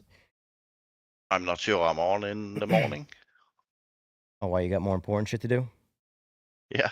Yeah, right. I don't believe you. I do not believe you. Yeah, I'm alone with the little one in the morning, so Mm-hmm. I actually have to be a dad for once. For once. Yeah. Oh, man. After a week off, it feels like I've not been a dad. Nice, for a while. nice. Nice. Well, if you're not on, I'll see you, I don't know, we'll probably play soon, something, so. Yeah. Anyway, sir, good games. I'll talk to you. Yeah. Hey. Oh, man. All right, boys, that's it for me. I don't know what we're going to do later. We're either going to do some Forza and piss some people off, or we're going to play some PMR and probably piss some people off. Either way, we're going to probably piss some people off by making a decision. So, I don't know yet.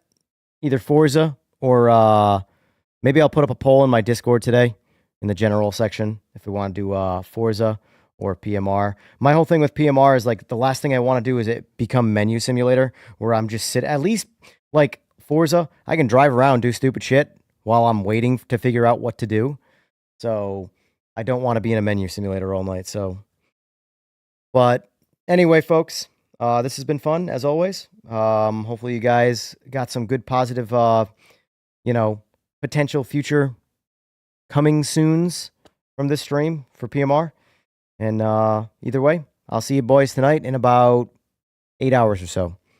Till then, enjoy your Memorial Day and thank you for your service.